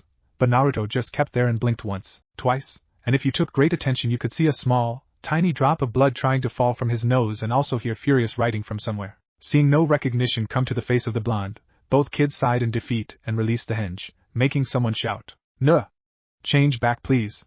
That was the most enlightening sight I've ever had, even from Peepeehem researching. There were some ideas that his rant was cut off when the temperature in the room dropped considerably, not that Naruto noticed. His usual body temperature is higher than normal thanks to his magic, and a dark aura appeared around every woman in the room, but the one with blonde hair and big assets was the one who started to walk towards where the voice spoke. What did you said, you old pervert? She asked, clearly faking sweetness. If the punch she held up by her face and the bulging vein in her forehead was any indicator, Lucy usually reacted in the same way when they entered her apartment through the window before she arrived, and sometimes it was really scary. Look, Tsunadeheim, it's not what it looks like. A white-haired and weird-looking man started mumbling, waving his hands in front of him before he disappeared. Analyzing better the scene, he tried to connect the dots. The woman's arm was stretched with smoke coming out of her fist, which was in the place where the man's face was before, and a hole in the wall in front of her, and the man's fading voice in the distance. Fight me! Somehow Naruto got up, jumped and ended in front of the woman while pointing at her in less than 2 seconds, and everyone, including said woman, looked at him like he grew a second head and wings. Please? He added, trying to make the situation a bit less uncomfortable. Every time, Naruto, every damn time you see someone that can clearly kick your ass, you have to make a fool of yourself and demand a fight. Kurama said, clearly exasperated. But he was already used to this kind of displays. You are too much like your brother for your own good. That last bit he added on purpose to see how the rest of people would react. He was not disappointed by the collective gasp. I've already told you that demanding is still better than directly charging, Naruto answered with a glare and a pout, oblivious of the reactions of the rest of people, and it's just fair that we measure our strength with stronger people. You know Igneel taught us that. So don't blame Natsu and I for that, he ended, crossing his arms on his chest, still pouting and glaring at Kurama. Yeah, sure. But even though I bet your father would be quite troubled about you taking so much after Natsu, damn, you even use practically the same outfit. Again a collective gasp after the mention of his father, and this time Naruto finally noticed it, and the disbelieving looks directed to him. And noticing the mischievous shine in Kurama's eyes, he caught his plan, and directed him a grin that meant that he would play along. Yeah, but you know that the idea was there ever since we were kids, and it only became fitting after the people started calling us the Dragon Twins of Fairy Tail. I'm sure that's totally normal behavior between brothers. Sorry to interrupt your chat, but we haven't been properly introduced, Tsunade said, a bit annoyed that she was being ignored in such a way, even being in front of the Gaki, but mostly because in their little tirade people were starting to look confused, as if considering if this was truly Naruto. She needed everyone's help to bring the old Naruto back. I'm Senju Tsunade, Godame Hokage of Konohagaku no Sado, am Naruto Dragneel. One of the Dragon Twins of Fairy Tail. Nice to meet you, he answered awkwardly while scratching his cheek. Not really used to such formal introductions. You said that you could help us return home, right? Tsunade sighed. This was going to be even harder than she thought it would be. She hoped that seeing some familiar faces would make him remember something. But clearly that plan had miserably failed so far. Look, Naruto, you are already back in home. There's no other world, or father, or brother you belong. I only agreed to come and help you because the deal was that you would help me find a way back home. Naruto cut off her, clearly annoyed. If you only wish to keep me here so you can try to convince me to stay, then I'll better leave and find help somewhere else. The people back in the guild should be quite worried by now. And then he turned and headed to the door, followed closely by Kurama. The room kept silent as Naruto neared the door and almost opened it. Nobody wished to let him go, but also no one knew what to say now. Eventually Sasuke was the one to react and try to stop him. Wait. Just don't leave yet, Doe. He cursed, instantly noticing the slip. Naruto growled and snapped at him. What is it now, team? The room became silent once again, at least until the pink-haired girl he saw before jumped and hugged him, while the duck-but-haired guy that spoke before smirked like if he just proved something. I knew you weren't totally lost, Naruto, she said, giving him a quite strong hug. Only then he noticed that maybe team was something that Uzumaki said regularly to that annoying guy, and he really didn't know why the nickname came to his mind. He only found it fitting, but that clearly was not a memory. Look, I'm not who you think I am, That was just the first thing that came to my head, so please don't get your hopes up, he sighed when the pink-haired girl only hugged him more firmly, and then he started to feel the wetness of tears on his chest while she muttered about there still being hope. He didn't have the heart to shrug her off, so he just patted her head and back trying to calm her. Now the people thought that he indeed was Uzumaki, and would try harder to get him to stay troublesome. Shikamura sneezed, but he really didn't shrug the hug because it felt like the ones Lucy would sometimes give him back at the guild. He really liked Lucy, her hugs. Her hugs, he immediately corrected himself mentally, hiding his blushing face behind his scarf after that idea. But really, since he met her in Harjin Town and convinced her to join Fairytale, he felt weird around her, but a good weird kind of feeling, like being more happy, more energetic and always eager to help her. He always thought that it was because she was his friend, his nakama, but after that little slip was he really interested in her and more than just being friends. Naruto? He was brought back to reality by 2 fingers being snapped in front of his face and his name being called by the pink-haired girl, which was now trying to get out of the arm patting her back and the other one patting her head. Are you feeling fine? I was thinking about someone back at home, he answered absent-mindedly, still with his face behind his scarf, but she noticed the rosy color of his cheeks and gave him a knowing grin. I bet you were Naruto. After she said that, Naruto immediately released her like she had some kind of disease, only to blush even more in embarrassment, and try to bury his face even more behind his scarf in a very Hinata-like demeanor. Look, Naruto, sorry if I let myself get carried away like that, Tsunade apologized, really regretting her reaction, but also to save the Gaki from the embarrassing situation he somehow got himself into. We will let that other problem aside for now, and I promise, as Hokage of the village, that we will really help you find a way back to Sari. But this is really hard for me. Naruto nodded, his blush finally gone. He silently thanked Tsunade for that. I can understand that. We had a similar situation back at home some time ago, so there are no hard feelings. I'll stay to keep my part of the deal and help you find Uzumaki. Fine, she breathed relieved, but if you will stay you will need to take well, you know that name. You are too similar to him on looks, and to let you around with any other name than his can cause some nasty political incidents because of a special status he had. So in order to let us help you, and vice versa, without problems you will need to take his place as a ninja. Naruto thought about this for a moment. Was it a good idea to usurp Uzumaki while they searched for him? Kurama said that he probably stressed Naruto was dead, but was it fair for them to have him on his place? He would eventually have to leave after he found him, but if they didn't found Uzumaki? Well, he didn't have much of an option right now, so he would have to take care of those details later. You will also receive training as a ninja of Konoha, Tsunade added as an afterthought, and if Naruto doubted before, now he had his mind totally made up. So I will get to learn to do cool ninja stuff? Naruto asked eagerly, glitter shining around his face. Tsunade chuckled at the sight. Yes, Naruto, you will learn to do cool ninja stuff as you called it. Yada! He said, jumping with a punch to the air. Now I'm all fired up. Where do I sign? The papers are already there, they are yours after all somehow. She needed to be careful on that matter. It was a hard thing to do knowing that he was but saying that aloud would only push him away from them, so she had to be patient for now. Oh goody, lucky her that patience was one of her specialties, huzzah. She is being sarcastic about the patience thing if you didn't notice. So you'll have to go under the name Naruto Uzumaki for now. Nah, I don't want to go that far. I said I would take his place, not his name. Can't you make it so I can use my name? Weren't you listening? I told you that you using your name is what we are trying to avoid. Too much attention drawn on yourself and the village. Besides the paperwork. She shuddered at the idea. Naruto frowned. He would not take Uzumaki's name no matter what, that was just wrong.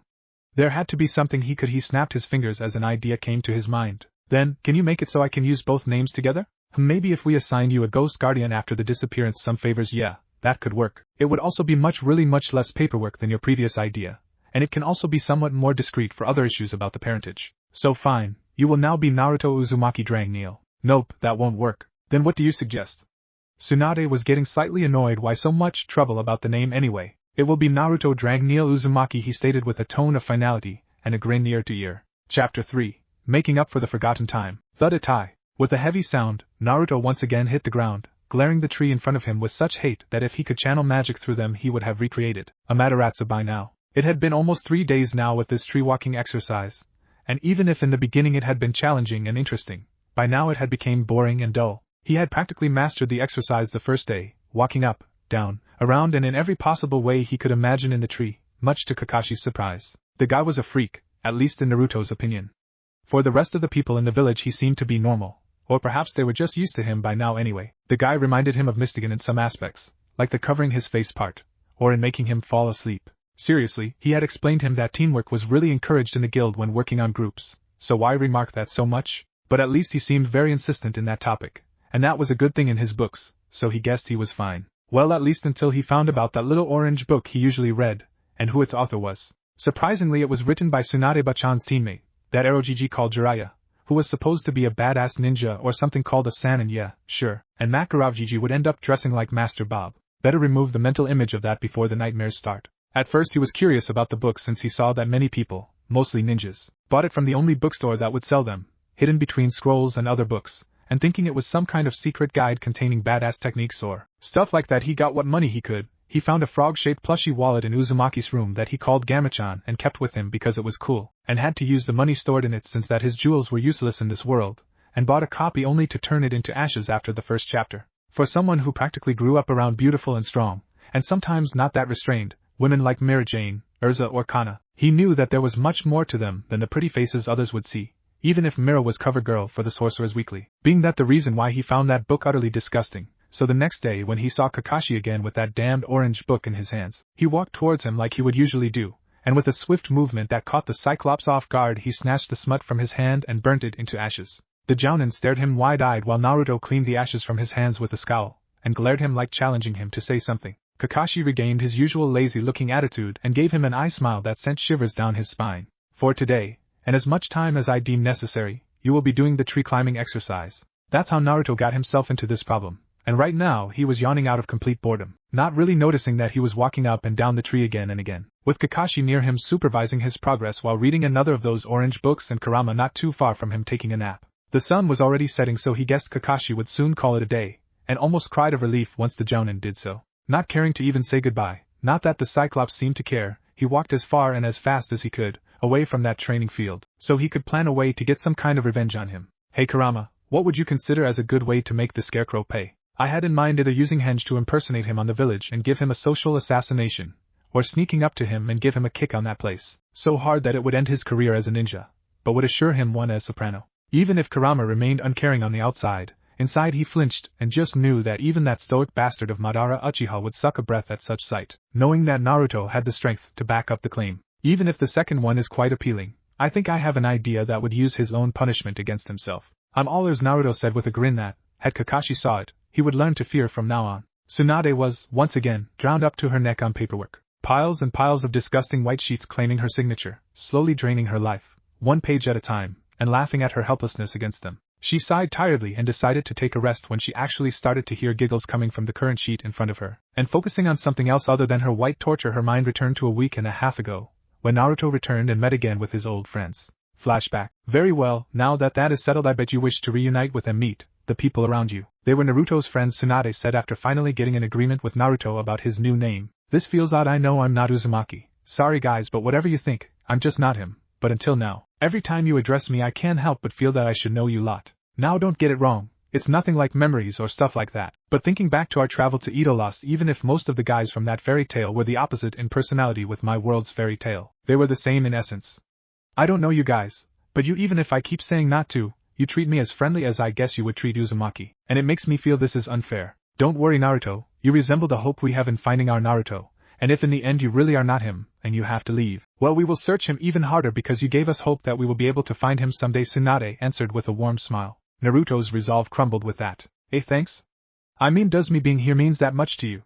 Even if you know that I'm going to leave in the end? The nod of confirmation from practically the whole room, and the two boys Konohamaru and Inari, if he was not mistaken, hugging him like a lifeline made him take a stupid decision. He knew it was a stupid one, but one he considered to be the right thing to do. The fact it would ease the rising guilt in his chest of giving them empty hopes also helped into making the decision. I'll do this one favor to you as a sign of gratitude. I'll play along with this. I can see it's hard for you to see this face and connect it with someone else. I still need to get to know you, but you can treat me as you are used to. Damn, this was easier in my head. Don't worry Naruto, we are all here to help you, Sakura assured him, standing still close to Naruto, and put a reassuring hand on his shoulder. Naruto blushed a bit remembering their first interaction some minutes ago, and again hid his face behind his scarf while mumbling a thanks. Thank you, and what's your name? Sakura looked at him a bit confused. For a moment an image of the Naruto she remembered overlapped the embarrassed teenager in front of her, and she forgot the situation he was in, but shaking her head she focused again and answered. Sakura Haruno, I'm Yoram, his teammate. Along with Sasuke Uchiha, she signaled over her shoulder to where Sasuke was. HN Dobe. Shut up team. Sakura just giggled at the exchange. It looked so much like the old times and Kakashi Hatake over there. Yo, Kakashi greeted after being signaled, lifting a hand lazily in a greeting gesture. Naruto only gave him a weird look for a while, confused by his only visible eye, which was curved into what seemed to be a smile. Man, you're weird, Naruto blurted out. The only one weirder than you that comes to my mind right now is Mystigan, but with him I could, at least, see both his eyes. Thanks I guess, Kakashi said, wondering who the heck Mystigan was. Heh, no problem. Naruto grinned and everyone's sweat dropped. After that, everyone started introducing themselves to Naruto with no big ceremony, and as friendly as they could, a bit sad that he couldn't remember them, but with hope that given time he would, and so it went until Team 10 stepped ahead, especially once Asuma, Chuji and Shikamaru were done and was Ino's turn. She just stood there wide-eyed and mouth open, openly staring Naruto with hungry eyes. Ino pig? Are you okay? Sakura asked, a bit worried about her friend, but she only mumbled something that no one managed to hear. What did you said? You're starting to worry us, Ino. Hut, she mumbled again, a bit louder this time, and pushing Sakura to a side she started to stumble towards Naruto like being in some kind of trance. When she finally reached him, why nobody stopped her beats me. Naruto was curious and a bit nervous, flinching when she started poking his biceps, making him get a bit embarrassed. It was not the first time that happened, but he really didn't like it. Then she moved from his arms to his chest, openly exposed under his waistcoat, and kept poking. Now he started to feel uncomfortable, trying to think on why she was doing this, but doing nothing to stop her, afraid of doing something rude. Nobody stopped her before after all, but when her hands finally moved to his belly, no longer poking but now openly touching, he jumped backwards immediately, totally freaked out. Hey, don't do that again. It's you uncomfortable. He frantically shouted, making an interesting impression of a tomato. The sudden outburst seemed to wake Ino from her dazed state, and once she realized what she was doing, a deep blush covered her face, and she backed away a bit. Sorry Naruto. I didn't meant to, it's just that you've grown in your body. The glazed look returned, a red-colored line stated to drop from her nose, and with a happy squeal she fainted. Strangely enough, only then the other women in the room noticed what Ino was talking about, being overjoyed by the news that the small child, or, in some cases, the mature young man they missed so much had returned. They didn't minded much the clothing, or lack thereof, and the view it offered. Not long after that, Hinata, surprising joined Ino in the floor, with crimson rivers flowing from her nostrils. She had to be evacuated to the hospital to get an emergency blood transfusion. After taking Hinata to the hospital and waking Ino up, Tsunade regained the control of the situation and spoke, trying to hide her own blush at the sight of the man her little brother was starting to become. What a man. Now that the introductions are over, we need to discuss the matter of your training. This of course caught Naruto's attention immediately, and helped him in forgetting the embarrassing situation he was put in moments ago. I don't think that will be necessary, Hokage-sama. I'll take him as my student, Kakashi said, stepping ahead. I was Naruto's old teacher, so it only seems fitting. What? That weird guy will teach me? No way, he gives me the creeps. Oh well, according to my reports the only other team that could receive you is Team 10, Tsunade said while ruffling through random papers on her desk, and I bet Ino would be more than happy to greet you there. The overjoyed squeal of Naruto-kun he heard made him gulp. Besides, that was Naruto's original team, Team 7, and I guess I should honor that. I bet Uzumaki would like that too, right? He conceded while scratching the back of his head nervously. He would take the scarecrow 10 times over that creepy girl Ino. Flashback end. After that little exchange there were only small pointers Tsunade deemed necessary to tell Naruto about how life was on a ninja village, knowing how Naruto was, and not really aware of any special quirk he could have gotten during his time on that other world. It was better to be safe than sorry. Naruto looked downcast at the idea of no place like his guild hall in the village, where he could get food, meet and hang out with his friends, get the jobs from, and also get in the occasional fight to keep things animated. Tsunade wished to believe he was just joking, but deep inside she knew that was not the case. Naruto shrugged his worries off, stating that if he didn't return to his guild soon, he would create something similar here once he befriended most of the village, or at least the other ninjas. She shivered at such idea, knowing the skill the Gaki had to make friends out of enemies, and she considered if bringing him back to Konoha as a first option could be as dangerous as Pain's invasion for the village's infrastructure well-being. The answer would have been a rotund heck no, had she known the relation the Dragon Twins had with property damage back in Earthland. Hey Tsunade-bachan, the Cyclops is not doing his job. Her eye twitched at the return of the nickname. She would make sure to let Jiraiya know her discomfort at signaling her as his teammate in front of the Gaki, letting him deduce that they were of similar age. Well, at least now was using the door. Small victories, she guessed. I bet he's just enforcing the basics. You have to. Nua, he's torturing me with that tree-walking thing for burning that perverted book of his. You must be overlooking something. Wait. What? I've already got done the 3 basic academy jutsus, but I can't make more than 2 decent bunshin. So he told me that my problem was about Katra control and that I had to work in that because the academy standard is 3. It's chakra Naruto, not Katra, whatever. So he taught me that tree climbing thing that was cool at the beginning, but now it's just agonizingly boring. All because I discovered that his orange book was actually porn and burned it. Oh, so he did that? Then she smiled kindly, and asked in an overly sweet voice that sent shivers down his spine, and how, may I ask, you discovered the contents of said book? Maucm iga curious and botonafti books. Oh, you did so? She clearly understood the whole sentence, being already used to similar reactions from others. Yeah, but I also burned it when I saw what was written in it. He said hurriedly again, worst spent money ever, he added as an afterthought. Tsunade eyed him carefully for a second or two, before nodding in satisfaction. I hope so. So Kakashi did that? Well, let's prove what you claim. Do each of the basic jutsus here. First go to the door and use Kawamiri with the chair. Naruto did as he was told, but instead of any known hand seal he just held his hand in front of him.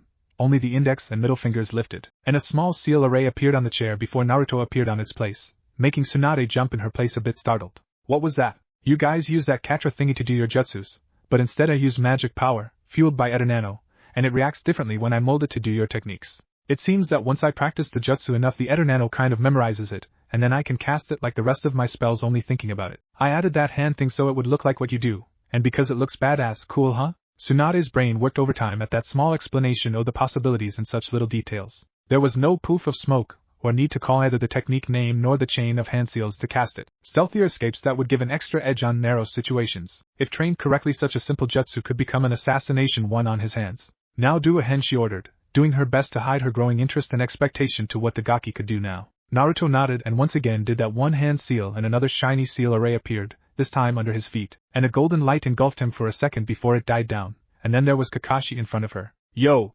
He greeted in his usual lazy and bored self, and even took out that small orange book from his kanai pouch and started reading it in front of her. K Kakashi?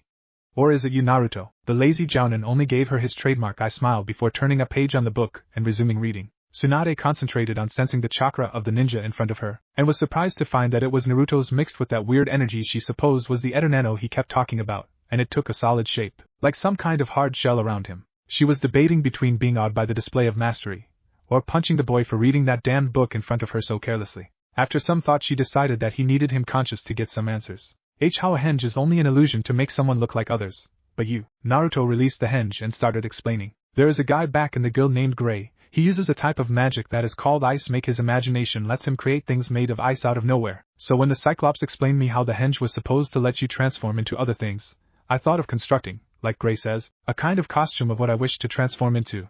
And it seems it worked, he finished with a grin, before showing her the orange book that somehow stayed even after the henge was released. I even managed to build this up from magic power, somewhat like what Gray does I think, but it still costs a bunch of energy to do, and it's not perfect but, well it's something, I guess. Then he adopted a thoughtful expression. That other weird girl, Hinata I think, once looked me with that weird eyes of her and told me I had a lots of energy, but she kept saying it was that Katra, and was also muttering something about coils, but I didn't pay attention.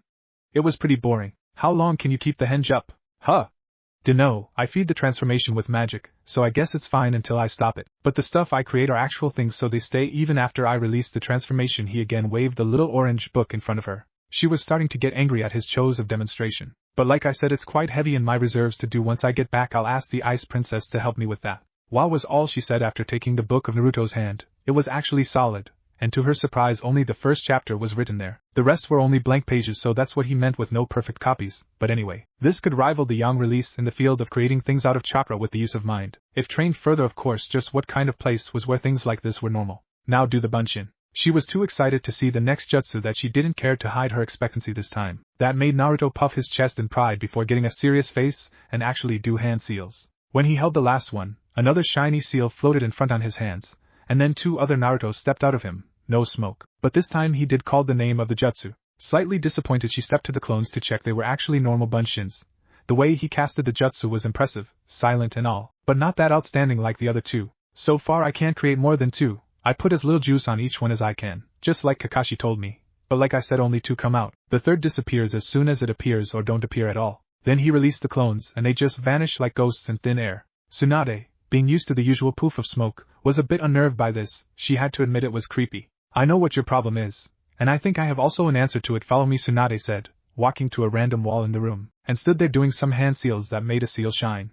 Then, after a click sounded, the wall opened just like a door, showing a hidden room behind it. Naruto followed Tsunade into the dimly lit room, looking in awe. All the scrolls neatly organized on tables and stands, but a particularly big one they were walking towards caught his attention. It was weird, he found himself drawn to it, as if it contained something he needed to know, but he shrugged the sensation as excitement at what kind of technique could a scroll that big contain. He was woken up from his little world when Tsunade spoke, already lifting and strapping the scroll to her back. Your problem is that you simply have too much chakra, or whatever energy it is that you use, and even if you somehow manage to do two clones, your overall control over such large quantities won't allow you to do more than that, or even use the jutsu correctly during a fight. Naruto looked downcast by this, so he couldn't use that jutsu because of something he could not control.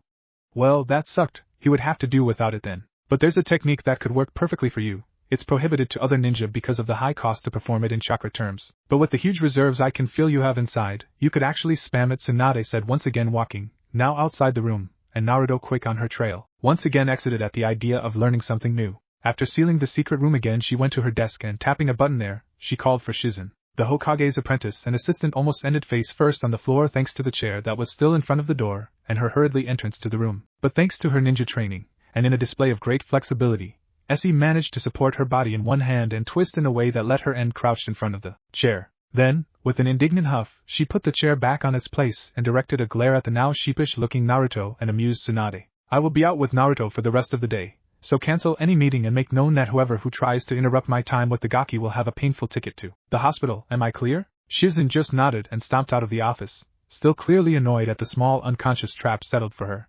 Tsunade just shrugged it and grabbed Naruto's shoulder, shining both to a random training ground without previous warning. Geez, at least you could have told before the pull, Naruto said, shaking his head to wear off the drowsiness that came over him with the sudden fast movement. Don't complain, you are here to learn a new jutsu, right? Hell yeah!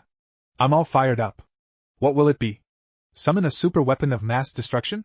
A beam of energy that destroys everything on its path? Tsunade only chuckled and shook her head. Nothing of that, Naruto. I'll teach you how to do the Kage Bunshin no Jutsu. Bunshin, more clones. But I can't do more than 2, he whined before Tsunade smacked his head, sending him to the ground and forming a small crater on impact. Itai, why was that for? The blonde said, nursing a large bump on his head while dusting his hair from dirt. If you pay more attention to what others say, things like that wouldn't happen to you. Like I said before, being a forbidden jutsu, this is a different kind of bunshin. This one uses a much larger amount of chakra than the normal one does because, instead of only illusions, you are creating solid clones, with their own core of energy and capable of attacking your opponents. With your massive reserves, this will be easier to learn than the normal bunshin, and it will also give you an extra help that I will show you once you manage to learn it. Okay, I'm sure I'll get this done on a couple of hours top. It's good you are confident in yourself, Naruto, but this is an A-rank jounin kinjutsu. The most talented ninja would take more than a couple of weeks to try it at its most basic level. I'm only doing this because our Naruto had a similar situation with his amount of chakra, and it seems this would also work with you. Wanna bet? If I manage to learn it in that time, you will have to teach me that teleportation jutsu you always use. What do you say? Tsunade knew she shouldn't, but couldn't help but consider it. Damn, she knew better than to make bets with Naruto Uzumaki. But maybe, just maybe, that damned luck left him when he arrived on that other world he so much claims he was in. Hell, maybe that luck thing was only an Uzumaki thing, even if she doubted it after the end that Kushina had, poor girl. But now that he claimed his name is Naruto Dragneel, maybe she could finally get him back for that stupid bet that put her in all this mess years ago. And if I win? She asked, practically sealing the deal between both. Wheel, you're always complaining about paperwork, right? Then how about I do it instead of you for a whole week if you win? Deal, she answered immediately, not stopping to really think about it once a chance of finally getting rid of her damn white nightmare presented to her. No more giggles. No more giggles. But you will have to learn it alone. I'll leave you the scroll and I will return later to check your progress. You fine with it? Naruto answered absent-mindedly, already checking the information on the scroll. She only smirked and shined away to a bar. First day of her vacation week was meant to celebrate. Time skip, 1:30 HRS. After some cups of sake, not enough to smash her, but enough to make her feel woozy, she decided to better go check on the gaki, sure that she would find him still struggling with the jutsu. She knew the story that he learned it alone in a matter of hours, but she always believed that it was an exaggeration from Irika, seeing how he cares for the kid and would like to increase his self-esteem. Taking that in consideration, she decided to spare Naruto from the paperwork, and even help him learning the jutsu if he had made noticeable progress during the time she was out. She could hate the paperwork, but Naruto had not done anything to condemn him to such torture, at least not yet. Her brain stopped to work properly once she arrived the clearing where she left Naruto earlier.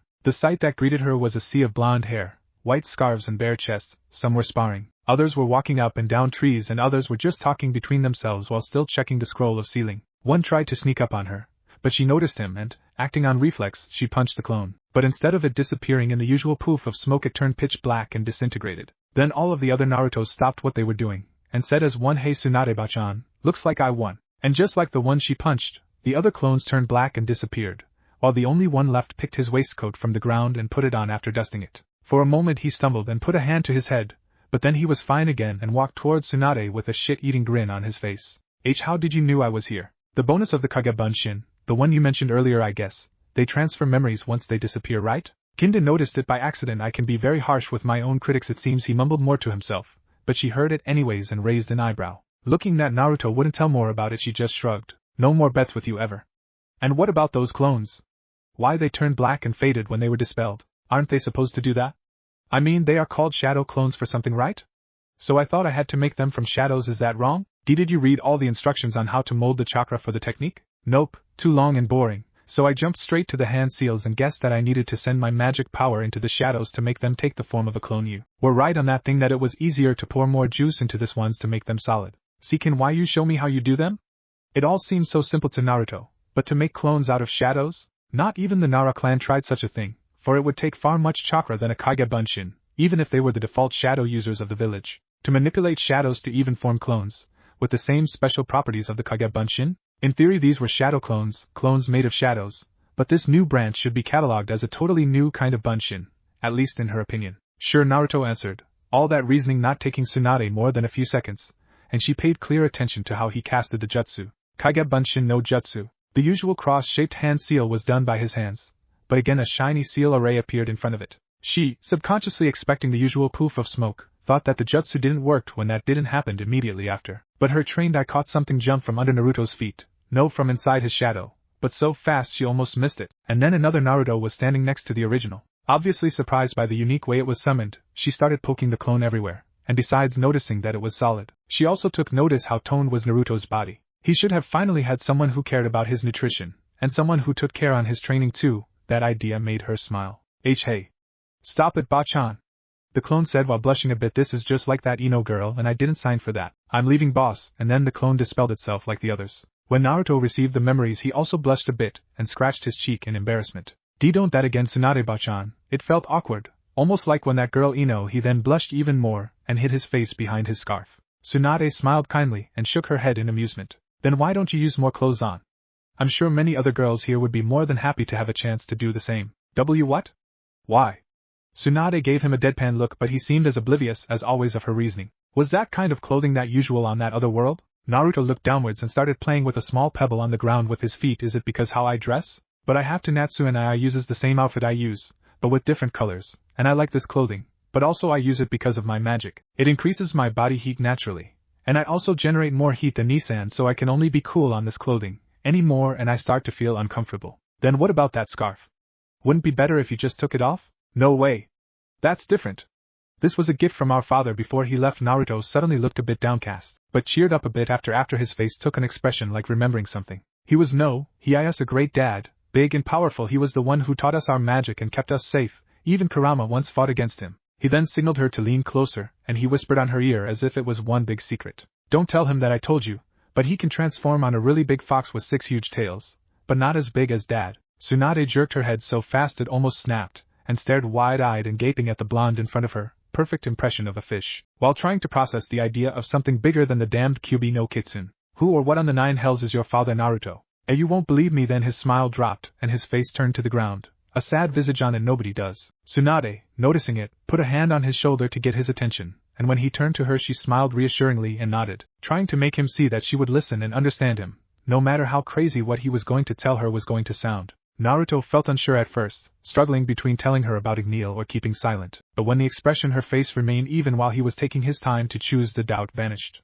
That face told him that she would support him, and that he could trust her. It was weird because, even in the guild, when he and Natsu spoke about Igneel, most of the people there would usually give them looks of stop making that up or would only snort as an answer, not because they mocked them, but because they could not believe them. It took Gajeel and Wendy to join the guild for everyone else, besides the master, to even consider the idea. But this old woman in front of him, even if she used an illusion to hide her true age, that he only knew for a bit more than a week, showed him such trust that it felt weird. Were they so convinced he belonged here? He shook the idea off and refocused on the present. Tsunade Bachan was still waiting for an answer, so he inhaled deeply and let the air out slowly. My father is a dragon. He then closed his eyes to not see her trying to hold her laughter or see that deadpan look most would give him. How surprised he was when she only whistled, not in a mocking but in a surprised way. Now that I look carefully, that scarf looks scaly and also has a weird energy stored on it. A dragon, huh? Does he have a name? Naruto stared at her dumbstruck. Was she serious?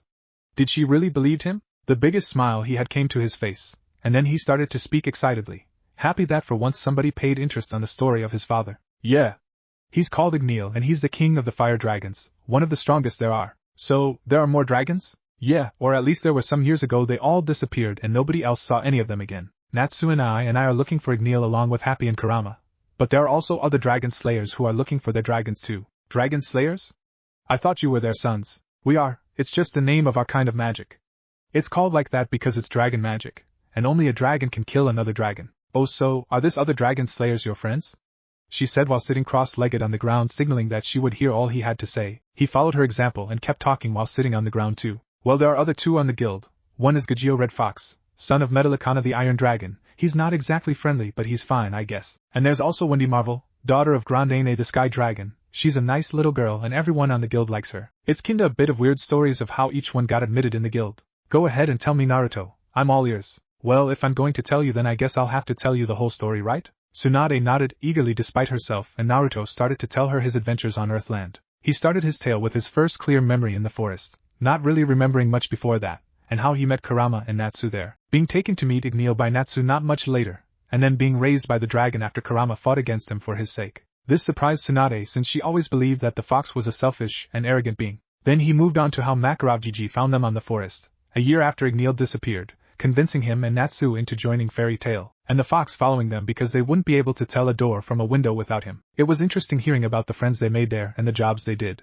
but it perked her curiosity hearing about how they thought a close friend died, only to find her years later on another world. I'll explain that later was all he said at the moment. After a small rest, when Naruto went to get something to drink for both from a conveniently close place soda machine, he started with most recent events, starting on how he met a girl called Lucy when he went to a town along with his brother, following a rumor that could possibly lead them to Igneel. Tsunade resisted the urge to face Spam at the idea of even considering to find a massive dragon on a city. He kept talking, totally oblivious of their foolish reasoning at the time, on how they saved her from getting kidnapped and convinced her to join the guild, and then spending some time telling how cool and awesome, and scary sometimes, she was. Tsunade noticed the crush right away, if the slight blush on his face while he kept talking about her was any indicator, but decided against teasing him with it. The Gaki was opening to her and telling his life. The least she could do was listen without interrupting. Finishing with what seemed to be an endless series of praises to the girl, he continued with some missions he went to with his guild mates, who he fondly called his nakama. She knew what nakama meant as a word, but that guild seemed to have given a special meaning to it, something akin to the will of fire according to Naruto's explanation. And then the cool jobs, as he called them, started. First they had to stop a dark guild, something akin to what Akatsuki was in the elemental nations but in mere quantity there. After they stole a flute called Lullaby, which was an artifact that could kill whoever listened its sound. And after a long chase his team, Urza, Natsu, Gray, Happy, Kurama, Lucy and him, stopped them from killing the guild masters, who were in a meeting.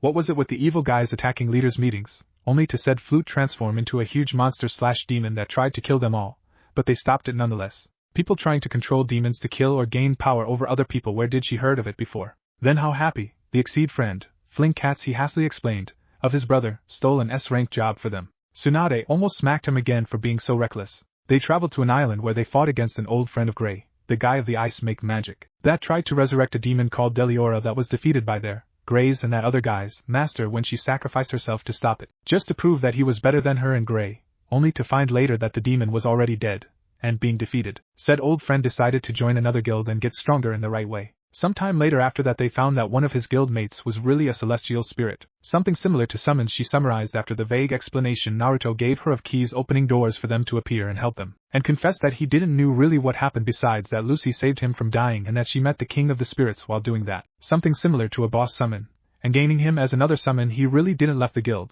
but was like some kind of reinforcement. Loke, the guildmate/celestial spirit, then gave them tickets to a vacation resort, and deciding they could take a small vacation they traveled there, only to meet some of Urza's childhood friends. Only then he explained that she was a mage that could re-equip many armors and weapons from something like a pocket dimension that worked on a weird tower, their goal being to resurrect some powerful dark wizard, the equivalent of Madara Uchiha to them, called Zeref, and how his group had to fight against them, just to learn that the one behind all that was another old friend that Urza thought was dead called Jalal. But in the end Natsu defeated him and saved Urza, while he had to face other enemies along with the other people on their group. Not long after that, another guild called Phantom Lord attacked their guild building and harmed a group of their guild mates, making Makarovjiji, their Hokage or guild master, so mad that he declared war against them, but he was gravely injured during their first fight, forcing them to retreat. Sometime later they fought against them again, when they attacked the whole city where their guild was placed, with some kind of robot, surely some kind of puppet, that shoot lasers with enough power to destroy the whole town, only because they wished to take Lucy away from them.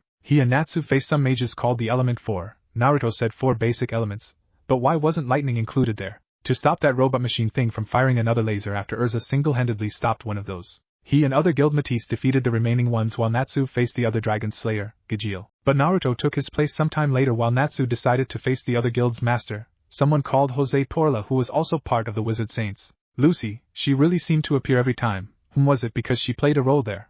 Or he noticed her more because of his crush? Helped him defeat Gajeel, and Natsu stalled the other guild master enough time for Master Makarov to recover and finish the fight with a super powerful spell, as Naruto called it, named Fairy Law. And some time after that Gajeel and one of those Element 4 mages called Juvia Loxer joined the guild. Then he told her how Laxus, the master's grandson, and his group called Reijinshu, the Thunder God tribe, forced them to fight each other to save their guild girls from a spell that transformed them into stone statues during a beauty contest. Odato. Him and Natsu were unable to do much at first because some runes kept them out of the fight, trapped inside the guild building, until another guildmate called Elfman defeated Evergreen, the one who casted the spell, and the girls unfroze, letting one of them called Levi rewrite the runes so they could help the rest. What the hell are runes? By what he said they seemed to be something like sealing, and then how Laxus went nuts after his first plan failed and tried to detonate the whole city. But he and Urza sacrificed themselves for the safety of the city and their guildmates, detonating the lacrimas, and receiving all the damage themselves, letting Natsu fight against Laxus, who in the end was another dragon slayer that unlike them had no dragon to teach him. But a lacrima again that? What is a lacrima? That gave him the powers. And then once again the master ended the fight, but this time talking to his grandson, and expulsing him from the guild. After that they faced another dark guild called Oration Cease, and even made an alliance with other guilds to fight against them, discovering that they were after some ancient magic called Nirvana that basically turned good into evil and evil into good. They even met again with Jelal, but this time he helped them. He had to fight against a guy called Brain to stop him from trying to turn Natsu evil, and somehow he defeated him. But when the rest of the alliance defeated the other members of the Dark Guild, that Brain guy woke up again and started to call himself Zero, more powerful and aggressive than before. But this time it was Natsu who defeated him with the help of Jelal and some weird flame that gave him more power. Then they destroyed that Nirvana thing and saved the world. Jelal got arrested, and Wendy joined Fairy Tail along with another Exede called Charl. Then came their incursion on that other world called Idolos that he had explained before, so she was somewhat familiar with all he told her now. She only noted important now how that girl, Lise Sana, that they thought was dead was actually in that other world, and how the guy he compared Kakashi with, Mystigan, was actually Jalal's counterpart on Idolos, and was even a prince, and that the Exedes were originally from that world. He explained how in the end they defeated the bad guys, how in a massive collaboration attack he and Natsu, with the help of Gajeel and Wendy, defeated another robot. What the hell is a robot? Now with the form of a dragon that was commanded by the Mad King of that world, who wished to steal the magic from Earthland, and then they destroyed the machine that created the portals that sucked up the magic, and how it reversed then, sucking all with magic back to Earthland, so they returned back to home like nothing ever happened. Well, besides Lisananizan, as he called her, returning home and all the Exedes now living there on a forest and Panther Lily now becoming Gajeel's friend and also joining Fairy Tail.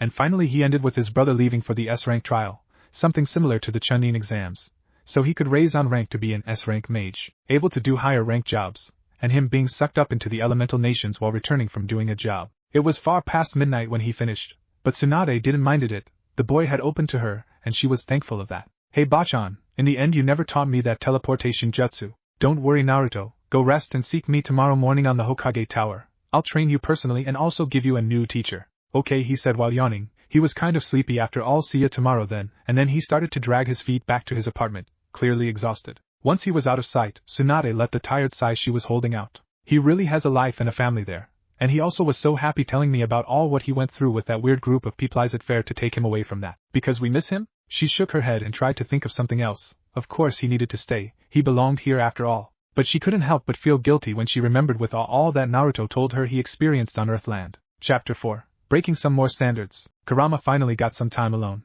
Not that he wished to ditch Naruto, but since all this mess started he had to be glued to the blonde teenager day and night in fear that any Konohanin would try and play dirty to make Naruto stay. But now he had sent Naruto to Tsunade, and he trusted the old hag enough to let her take care of Naruto, so now he finally had some time to relax and check the village. After he suggested Naruto to go directly to Tsunade and tell her about Kakashi, and how he needed some serious training, Naruto darted faster than he had saw him in a long time towards the Hokage Tower. He said that he would go to the forest and relax there, so he would be waiting for him back in the apartment, but instead he silently followed him for a while trying to hear what the villagers were thinking about his return. Was that the Kyuubi brat? Nah, that demon was declared dead 4 years ago. Surely the Uchiha heir freed us from him. I heard he returned pretty damaged. Then who was that? He looked just like a grown-up version of him. I've heard rumors that he's called Naruto Drangneel. Wasn't that brat's name Naruto too? Yeah, but he was a ninja. This one doesn't have one of those headbands ninja use. Then maybe do you think the boy the demon used to live inside was freed then? If you put it in that perspective maybe, it would make sense that once the demon was dead the boy he was impersonating would be set free. Maybe this is how the boy was supposed to be. I've heard my daughter say that he already has a fan club, and he's not even that known around the village. Those clothes he used surely could make any girl drool, I guess. But now that I saw him closer, doesn't he look like Yandame-sama? Yeah, there is some resemblance in the hair and the eyes, maybe that's a good sign. I hope he joins the ninja force of the village. Naruto drag Neil, huh? I look forwards to the boy's development. Yeah, me too. Kurama shook his head in irritation. Almost every other villager that saw him said that Naruto was possessed, or that the demon had the boy captured and he took his shape, or things in that line of thought. They were all fools, even more than Uchiha, and that was already something big. But in some twisted way they also had some truth in their words. Naruto was indeed free from his burden once he died, free from the curse of being a Jinchuriki, free from promises he made to people that he considered precious to him. But that in the end betrayed that trust. He was free to live a full life this time, and so he did. He got a true family and friends, he grew up with the warmth of being acknowledged, something Uzumaki strived all his life. Shaking the depressing thoughts away, and pleased that at least the village meant no harm to Naruto, he went for his small stroll in the forest, and then headed to the apartment, ready to take a nap until he was woken up by a joyful Naruto some time later. Kurama, hey Kurama, yawn, wake up. Ugh, come on kid, I'm trying to sleep here. But Kurama, it's past midnight. Yaowan, I've been outside with Tsunade-bachan the whole afternoon and night. Yaowan, Kurama cracked open his eyes, and noticed that despite his exited voice Naruto was barely awake. His eyes were open just because he refused to close them yet, and his clothes were dirty, surely because of some training. You should rest Naruto, it seems you are quite tired. But Kurama, Yaowan, I have to tell you the words started to sound sluggish. Sleepiness was starting to overcome him. She believed me. Who believed what Naruto? Kurama asked, now curious. Tsunade-bachan, I told her, Yaowan, about Igneel. His voice was practically a whisper now. He was just about to fall asleep. She believed me. The eyelids finally became too heavy to keep struggling and he closed them, almost falling to the floor if not for Kurama catching him first and taking him to his bed flying. Once he set himself to continue his sleep, Kurama saw Naruto snore softly and with a content smile on his face. The next day came uneventfully. Naruto woke up quite early feeling fully rested, which he found weird because of the hour he returned the apartment yesterday, but shrugged it off and walked out of the bedroom into the hall/kitchen. There he saw Kurama, still rolled in himself sleeping on the small couch, and remembering that he would need something for breakfast because today he would train with Tsunade-bachan, he decided that he would prepare something for both of them. He was on a good mood after all and Makarov-Gigi was nowhere near, so there was no problem now. For the first time since he arrived at the apartment he opened the small fridge close to the kitchen, and was surprised to find it filled with food ready to be cooked. Stuff going from vegetables to cooking ingredients he didn't recognize at first sight. I don't think this was here when we arrived. Well, I'll thank whoever brought this once I find out, but for now what could I use? He hummed and thought, eyeing the food there for some time, until he decided what he would use and took it out of the fridge to start cooking. He had finished cleaning and cutting meat and vegetables, and was ready to put the stuff to fire, but then he noticed a small detail he forgot to remember before. How did Mira told me to use a kitchen? Kurama woke up with the pleasant smell of house-made food in the air. Curiously, it smelled just like Myra's food back in the guild, but after opening his eyes and remembering where he was he dismissed the idea and poked his head over the couch to where the kitchen was. There he saw Naruto standing with a pot of something on one flame-covered hand, seemingly cooking, while tasting and adding other things to it with the other hand. The kitchen behind him looked like if someone tried to cook a exploding tag inside it. Kit, are you cooking? Yup. I found the fridge full of food so I decided to prepare something for breakfast for the both of us. What happened to the kitchen? Well, it kinda exploded a little when I couldn't remember how to turn it on and I tried to set it on flames with my fire, but a weird symbol appeared on the floor and it turned off without even smoking. So I decided to use my fire to cook. Quite practical, I may say. He tasted the food once again and nodded in approval. Grab that bowl over there. It's ready. Kurama did as told and Naruto poured some food on it. He smelled it wearily and Naruto rolled his eyes. It's not poisoned, stop being such an eat, and then he grabbed a bowl for himself, pouring some food on it, and started eating. Kurama licked suspiciously first, but once he tasted the stew thing that Naruto had prepared his eyes widened. He looked at Naruto, then back to the bowl, and then he started inhaling the food, not unlike Naruto used to do with ramen. Once he finished, surprisingly before Naruto, he stretched his paws holding the bowl to Naruto, and with an expecting look on his eyes. Naruto understood the unspoken petition and poured more food into Kurama's bowl while grinning. He would even dare to say he saw tears of joy in the small fox's face. Once there was no more food, Kurama finally regained his wits and asked in a bewildered voice, how? Well, one day Natsu and I was away in a mission and I was totally bored. I think you were in the forest hunting or doing something like that. So I saw Mira in the bar also bored and asked her if she could teach me how to cook. The days I used to arrive late at home I stayed at the guild's kitchen with Mira. Then was it that good? Damn it, Kit, had I known you were such a good cook. Wait, if you knew how to cook then why you never prepared something? Makarov-Gigi once entered the kitchen when I was finishing cooking, and he said that if I didn't made the kitchen explode while doing it then it deserved to at least be tasted. After he ate all I prepared by himself, he made me promise that I would never prepare something to others until I made S-rank mage while crying. He mumbled something about other guilds trying to kidnap me if they ever tasted my food, or massive guild migrations because of me. Kurama only raised an eyebrow, but decided to not keep questioning about that.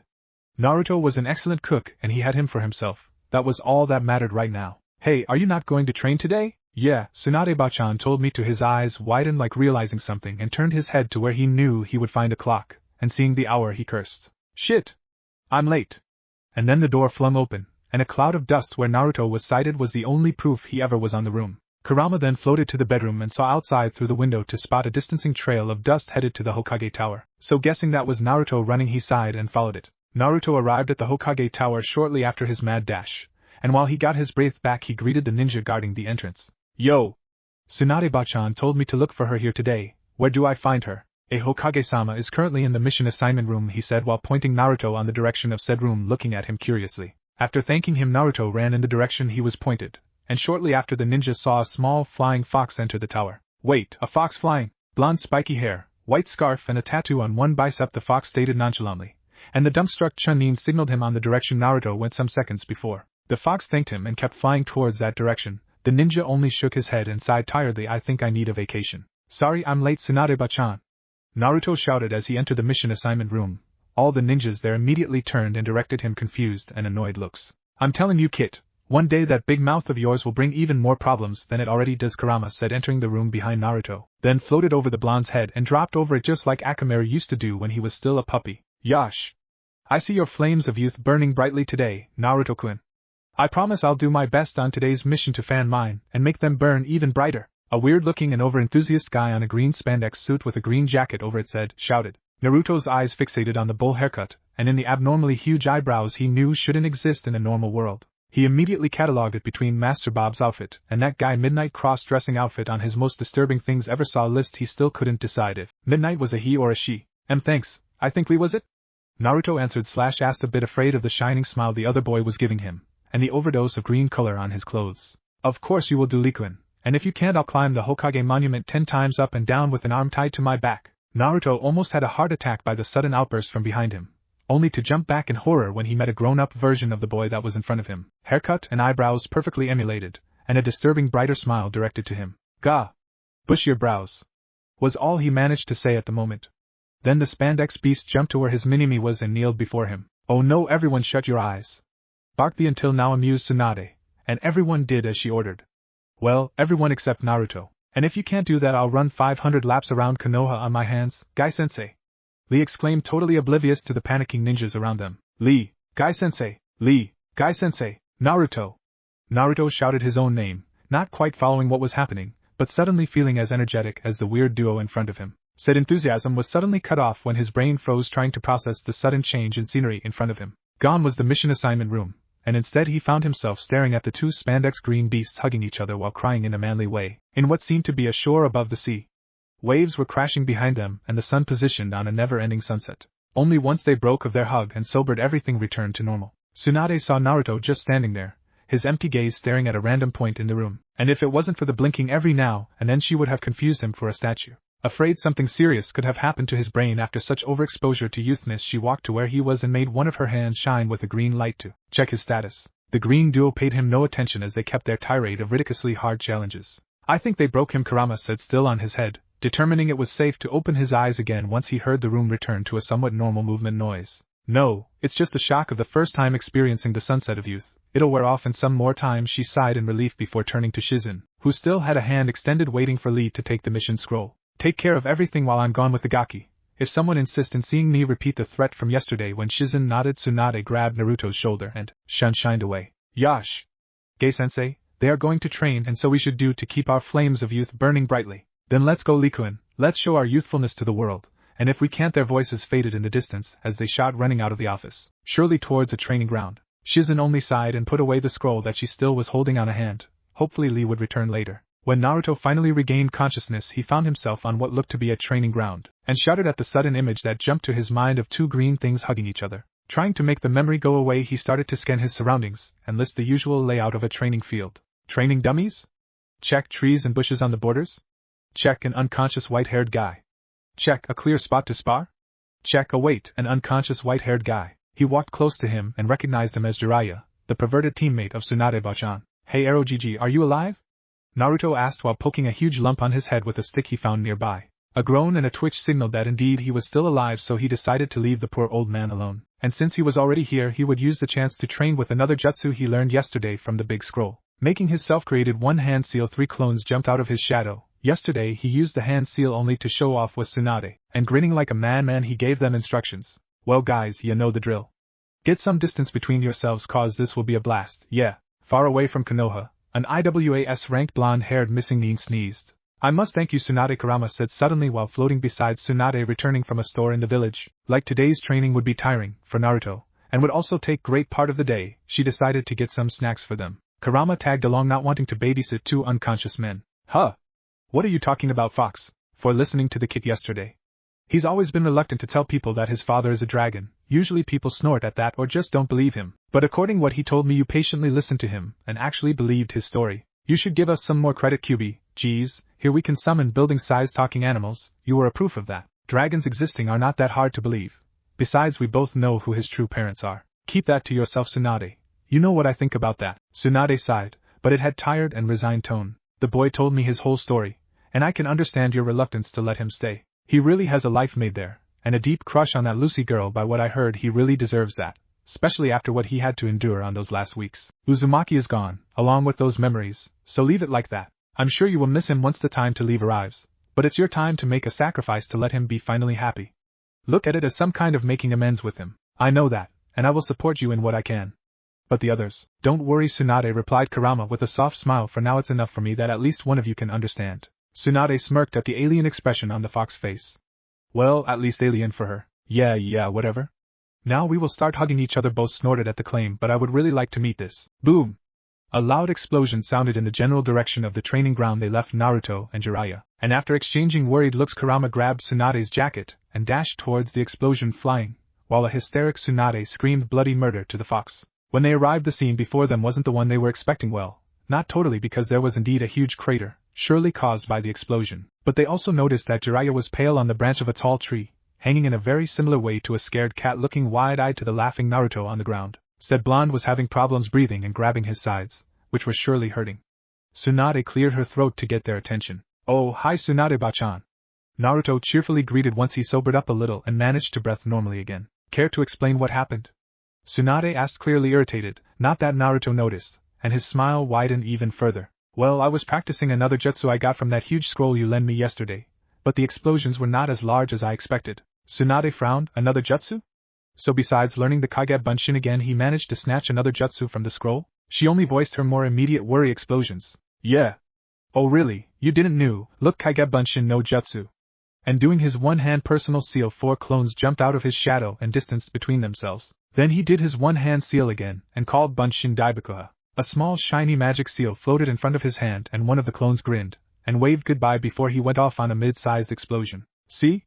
I tried all that came to my mind, but it wouldn't grow. But Naruto, that explosion was strong enough to take down half the ninja force in Konoha. Huh! But Natsu and I caused stronger explosions with his fire when he fought against Gajeel. Kid, intervened Kurama. Half the ninja force in Konoha doesn't have fire immunity nor iron scales to endure it. So the other half has it? Naruto asked, looking exited. Tsunade, Jiraiya and Kurama's sweat dropped and facepalmed at the same time. Is he really that idiotic? Sometimes he's just a clone of his brother. Naruto just smirked and shook his head in an amused way. It's easy to mess with you guys. Of course I knew that. Well, actually for a moment he considered what he told Kurama, but when he saw the disbelieving looks on their faces he noticed his mistake, but decided against making his realization noticeable. At least he was observant this time. Let's give the boy that. Tsunade growled and her right eye twitched, and she asked in a forced calmed voice, then what caused that explosion? The smirk on Naruto's face disappeared immediately and answered before Tsunade decided to train pain resistance with him. The old pervert woke up and told me to compensate quality with quantity. So I did this. He nodded to the remaining clones and they jumped in a pile over an imaginary opponent, while Naruto did his hand seal again and called Tajua Bunshin Daibakuha. Boom! Another crater appeared on the training ground once the smoke and dust cleared, and some debris still fell from the sky. Naruto was again rolling with laughter in the ground, and the 2 Sannin exchanged worried glances while Kurama only rolled his eyes. You should have saw the pervert's face. It was so hilarious I wouldn't be surprised if he pissed his pants with the size of the explosion. Tsunade then glared at Jiraiya, who was glaring daggers at the still snickering Naruto. And you suggested this. I didn't saw the force of a single explosion, I swear.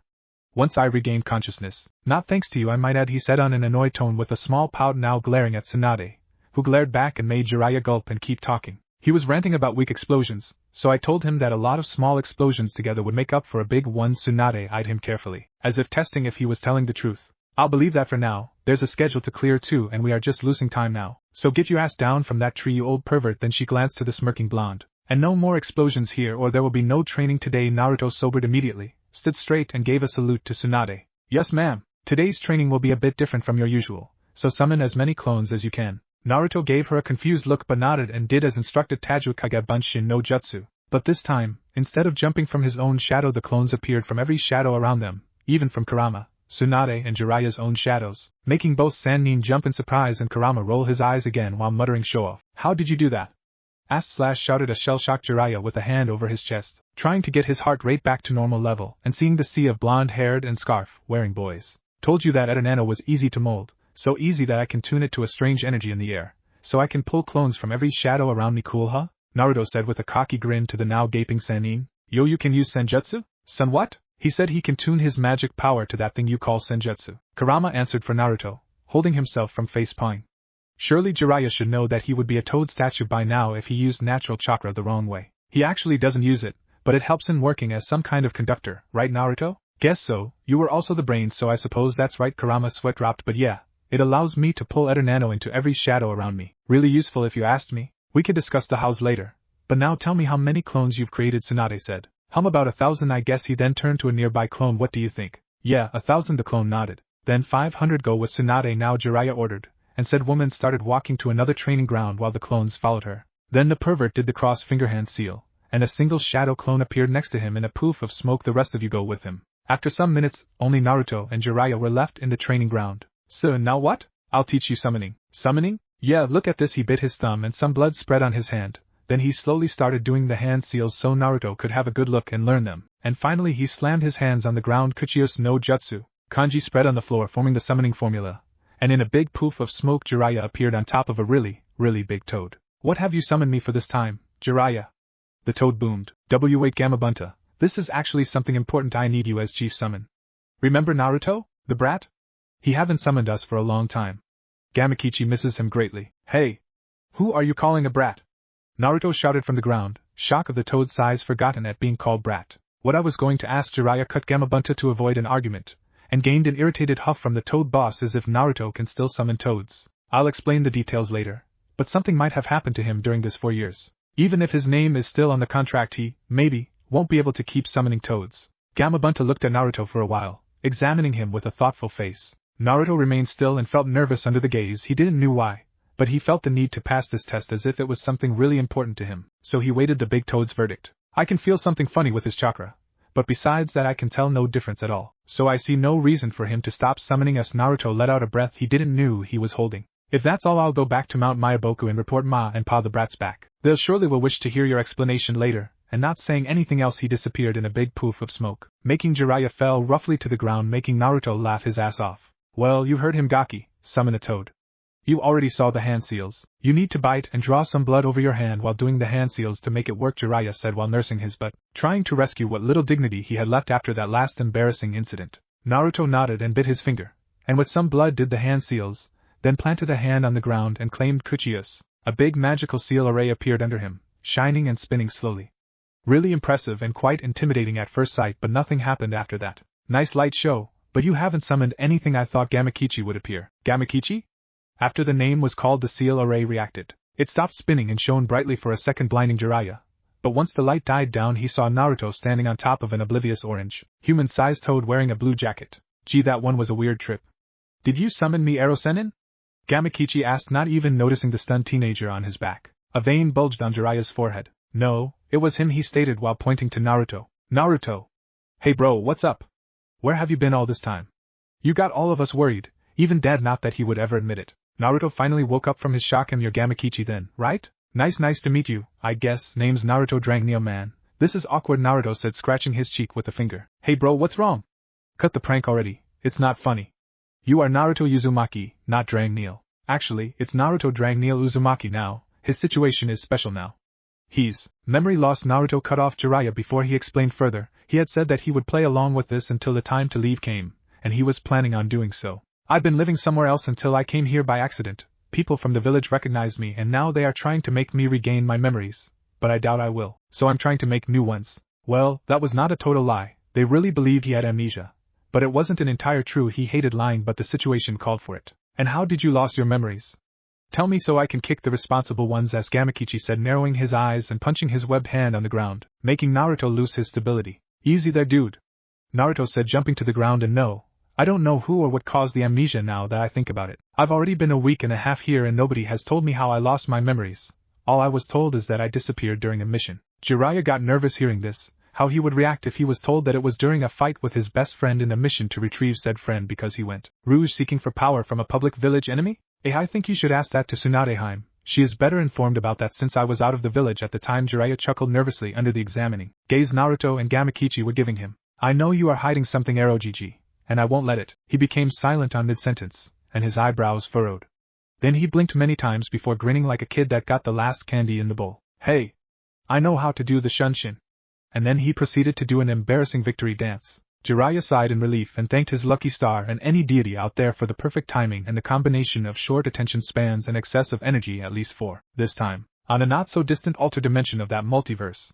A young-looking woman with long black hair and emerald green eyes stopped suddenly in the middle of her candy spree, giving the owner of the store who foolishly offered her sweets a breather. By her side a dragon goddess demon thing, currently the size of a cat, popped its head out of a medium-sized pile of candies next to the woman. Squeak! Squay squay squeak chirp?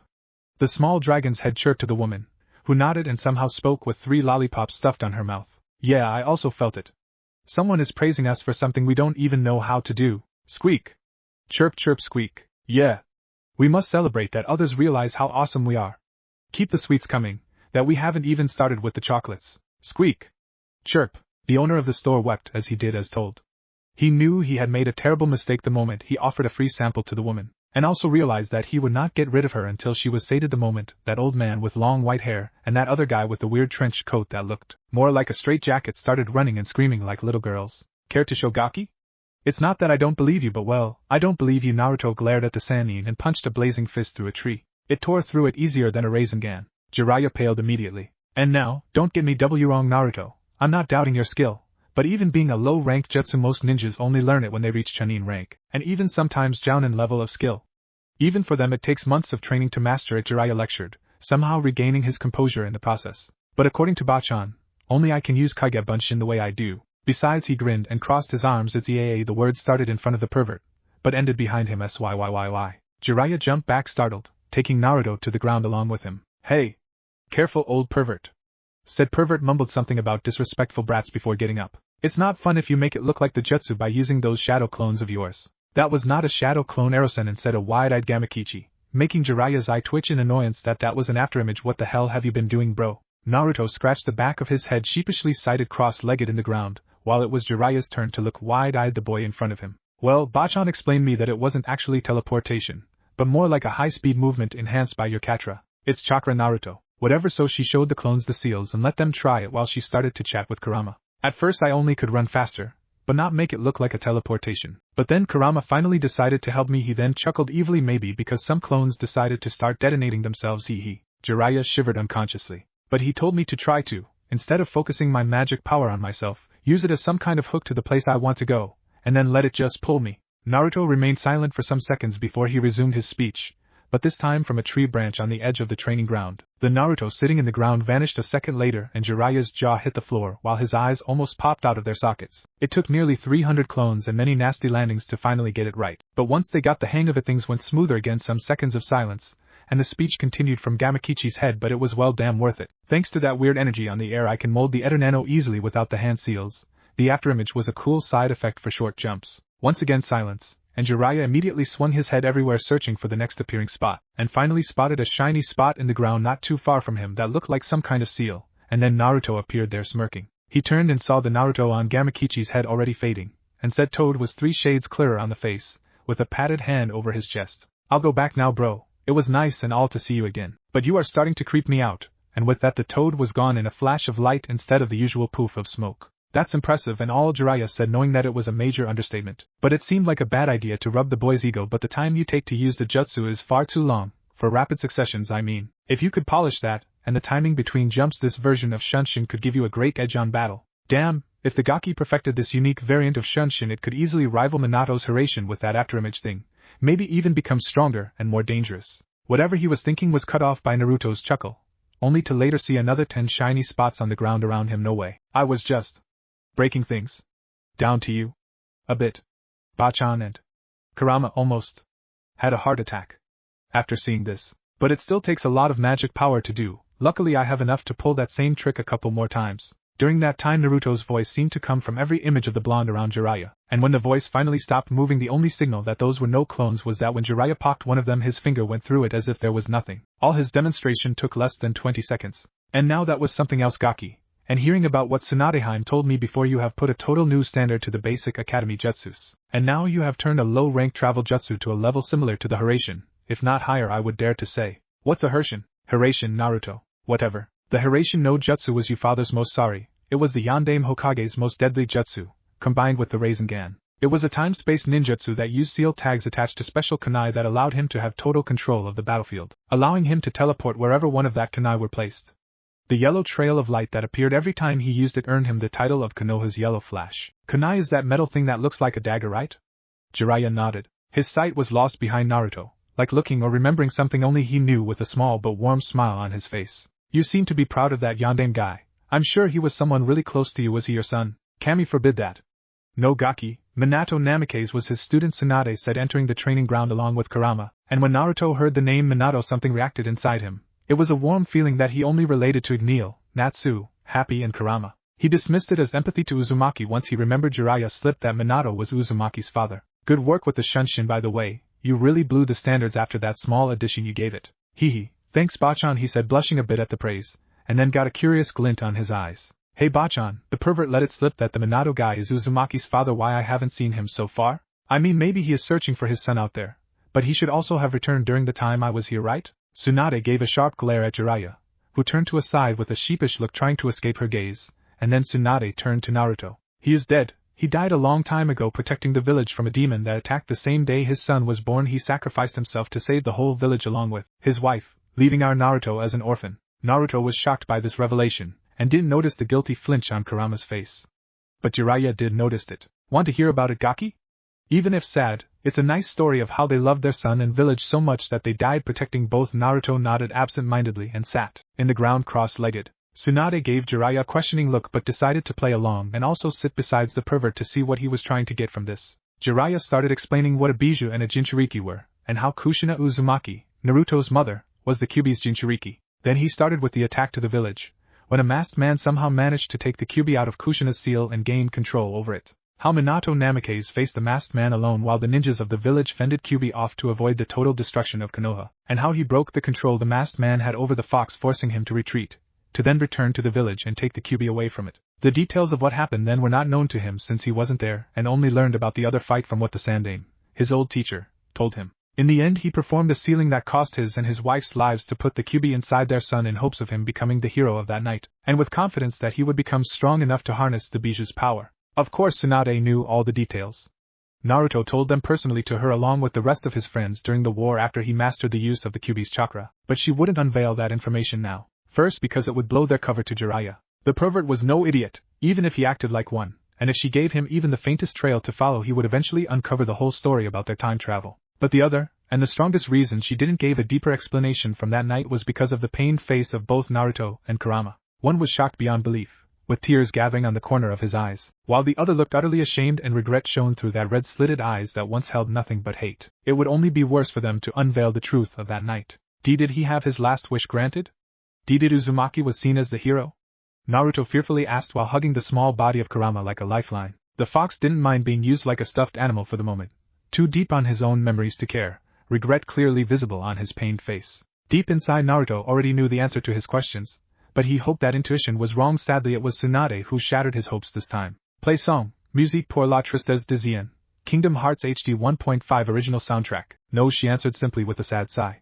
Jiraiya was too focused on the small fox on Naruto's arms to keep explaining, so she kept talking. The pain of the losses was too great for practically the whole village, and not having the fox to vent their frustration and they instead targeted Naruto. He grew up alone and hated by the whole village, and even if the Sandaime decreed a law that forbid the young from learning about his burden in hopes of him having a somewhat normal childhood, their fathers had the idea that Naruto was the fox, not the one who kept him at bay, and even if they didn't openly spoke the truth, they taught to hate and shun him to their childs. He grew up like me, Naruto practically whispered only to himself, but Tsunade heard it and frowned.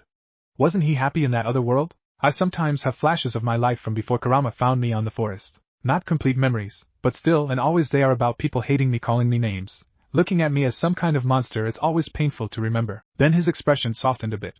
A small smile came to his face, and he hugged the small fox on his arms tighter. But I was fortunate to find Kurama, and then Natsu and I and Igneel, and the whole guild. They made those painful memories seem like nothing and made me feel loved. They are my family. Kurama only leaned his head over Naruto's chest and nuzzled there, a relieved smile on his muzzle, but still some pangs of guilt flashing on his eyes. He knew Jiraiya had deciphered his true identity by now, and that he clearly remembered, but he didn't care. He had made Uzumaki's life a living hell, but now he was making amends with Naruto, trying to procure as much happiness as he could to his blonde kit. A frown then appeared on Naruto's face. Uzumaki, unlike me, couldn't find a family, but you two along with all the people I met when I arrived here seemed very fond of him. I can understand that the younger ones met him later, that he somehow managed to become their friend as he grew up, but the older ones looked like they could raise him. You, that pervert, he said, pointing to Jiraiya the Cyclops and many others there that I'm sure knew about his origins. But even then he grew up alone, being the son of a man that everybody looked up to, and also being the one keeping a disaster like that one from happening again. Why? We had to keep his origins hidden from many people, even from himself. The expression on Naruto's face was like if someone told him that he would never return to his home. Utter disbelief. We needed to keep it a secret for his protection.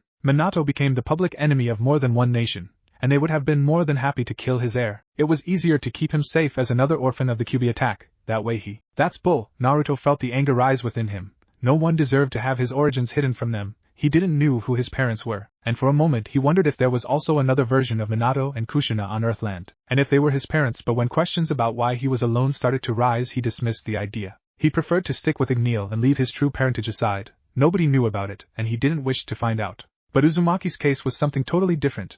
That small bit of information would have made his life far much better than what Tsunade was telling him. He was sure of that. That Minato guy seemed to be important for you too. Then why you didn't took care of his son? Naruto kept on ranting, and both Sannin had to look to a side in shame. It was their own selfish pity what condemned Naruto to that life of loneliness. In Jiraiya's case, he used his spy network as an excuse to go away from the child. His resemblance to Minato, someone he loved as his own son, was simply too much for him to bear. And in Tsunade's case, her self-induced depression and small shell kept her away from Konoha, making her not care about her former home village and leave Naruto alone. Even being the legendary Sannin, none had the guts to answer him. Back in the guild, we went to war with another guild because they hurt a group of our family, and wished to take another away from us. We didn't even care about our guild hall when it was destroyed. You know why? Because we were the ones who made the guild, not the building, and because we cared for each other. And you tell me that because of fear that Uzumaki could be targeted you made his life a living hell? That because you thought he could be killed in revenge you never stood for him, and left him alone to fend himself against the hate of his own home? Please understand that besides being the Yandaime's son, he was also the container of the most powerful bijou of the 9. His potential to become a weapon for the village would have made him a living target for every other nation if his parentage was ever revealed. Naruto's wide eyes made Tsunade realize she gave the wrong answer. A weapon? All of this because I was your weapon? The discussion was so heated up between Tsunade and Naruto, and Jiraiya and Kurama were still lost on their own regrets, that not even Naruto noticed his own slip. Of course not. We all care for him for who he is. Then why? That could have been me. He stood abruptly with Kurama still on his arms. That could have been us, he added on a low tone, more like talking to himself, but Kurama still heard it, and flinched as another pang of guilt hit him. Jiraiya finally spoke, but his voice was tired and defeated, totally different from the cheerful and boastful he got used during his stance in Konoha. You wouldn't understand. This is not your world and you won't comprehend our reasons. Jiraiya knew they wouldn't win this argument against Naruto, so he decided it would be better to just finish the conversation there. For some silent minutes Naruto's eyebrows frowned and he closed his eyelids in deep thought, releasing Kurama in the process, and when he opened his eyes again, flames of determination flared on his eyes with such conviction that the sight reminded the Sannin of the old Naruto. I will find Uzumaki no matter what. That's a promise. The relieved smile that came to their faces was wiped instantly by his next statement. And then I will take him with me back to Earthland. Despite the gloomy mood Kurama was in, he couldn't help but face Ball. Only Naruto would come with such answer. There he will have a family, friends, and he will finally be happy. And turning his back to the two gaping Sannin, he started to walk away, Kurama shortly following him. Some seconds later a muffled explosion was heard from another training ground and a rush of memories reached Jiraiya. He stood there wide-eyed for a second before he closed his eyes, and a sad smile with a low chuckle came out of his mouth before he shook his head. What happened, Jiraiya? Tsunade asked in an unusual soft tone to her teammate. The Gaki did it again. His clones mastered the Rasengan, and now he can form it with one hand. Besides from now being able to throw it, not even Minato managed to do that, and with that he stood up, turned and started to walk back to the village, deep in his own thoughts. Tsunade was about to also leave, but turned once again to the distancing image of Naruto's back and a bittersweet smile came to her face. He had all the right to leave them this time if it meant that he would finally be happy, and despite how much it would hurt her heart, when the time came she would be there, encouraging him to go and return to his new and better home. It was the least she could do being his godmother. What if Naruto has a star bloodline in fairy? And thanks for watching my video till the end. If you enjoyed this content, then do consider subscribing to my channel, and leave a like if you guys need the next part. Comment down, and thanks for watching the video, and see you guys in the next video.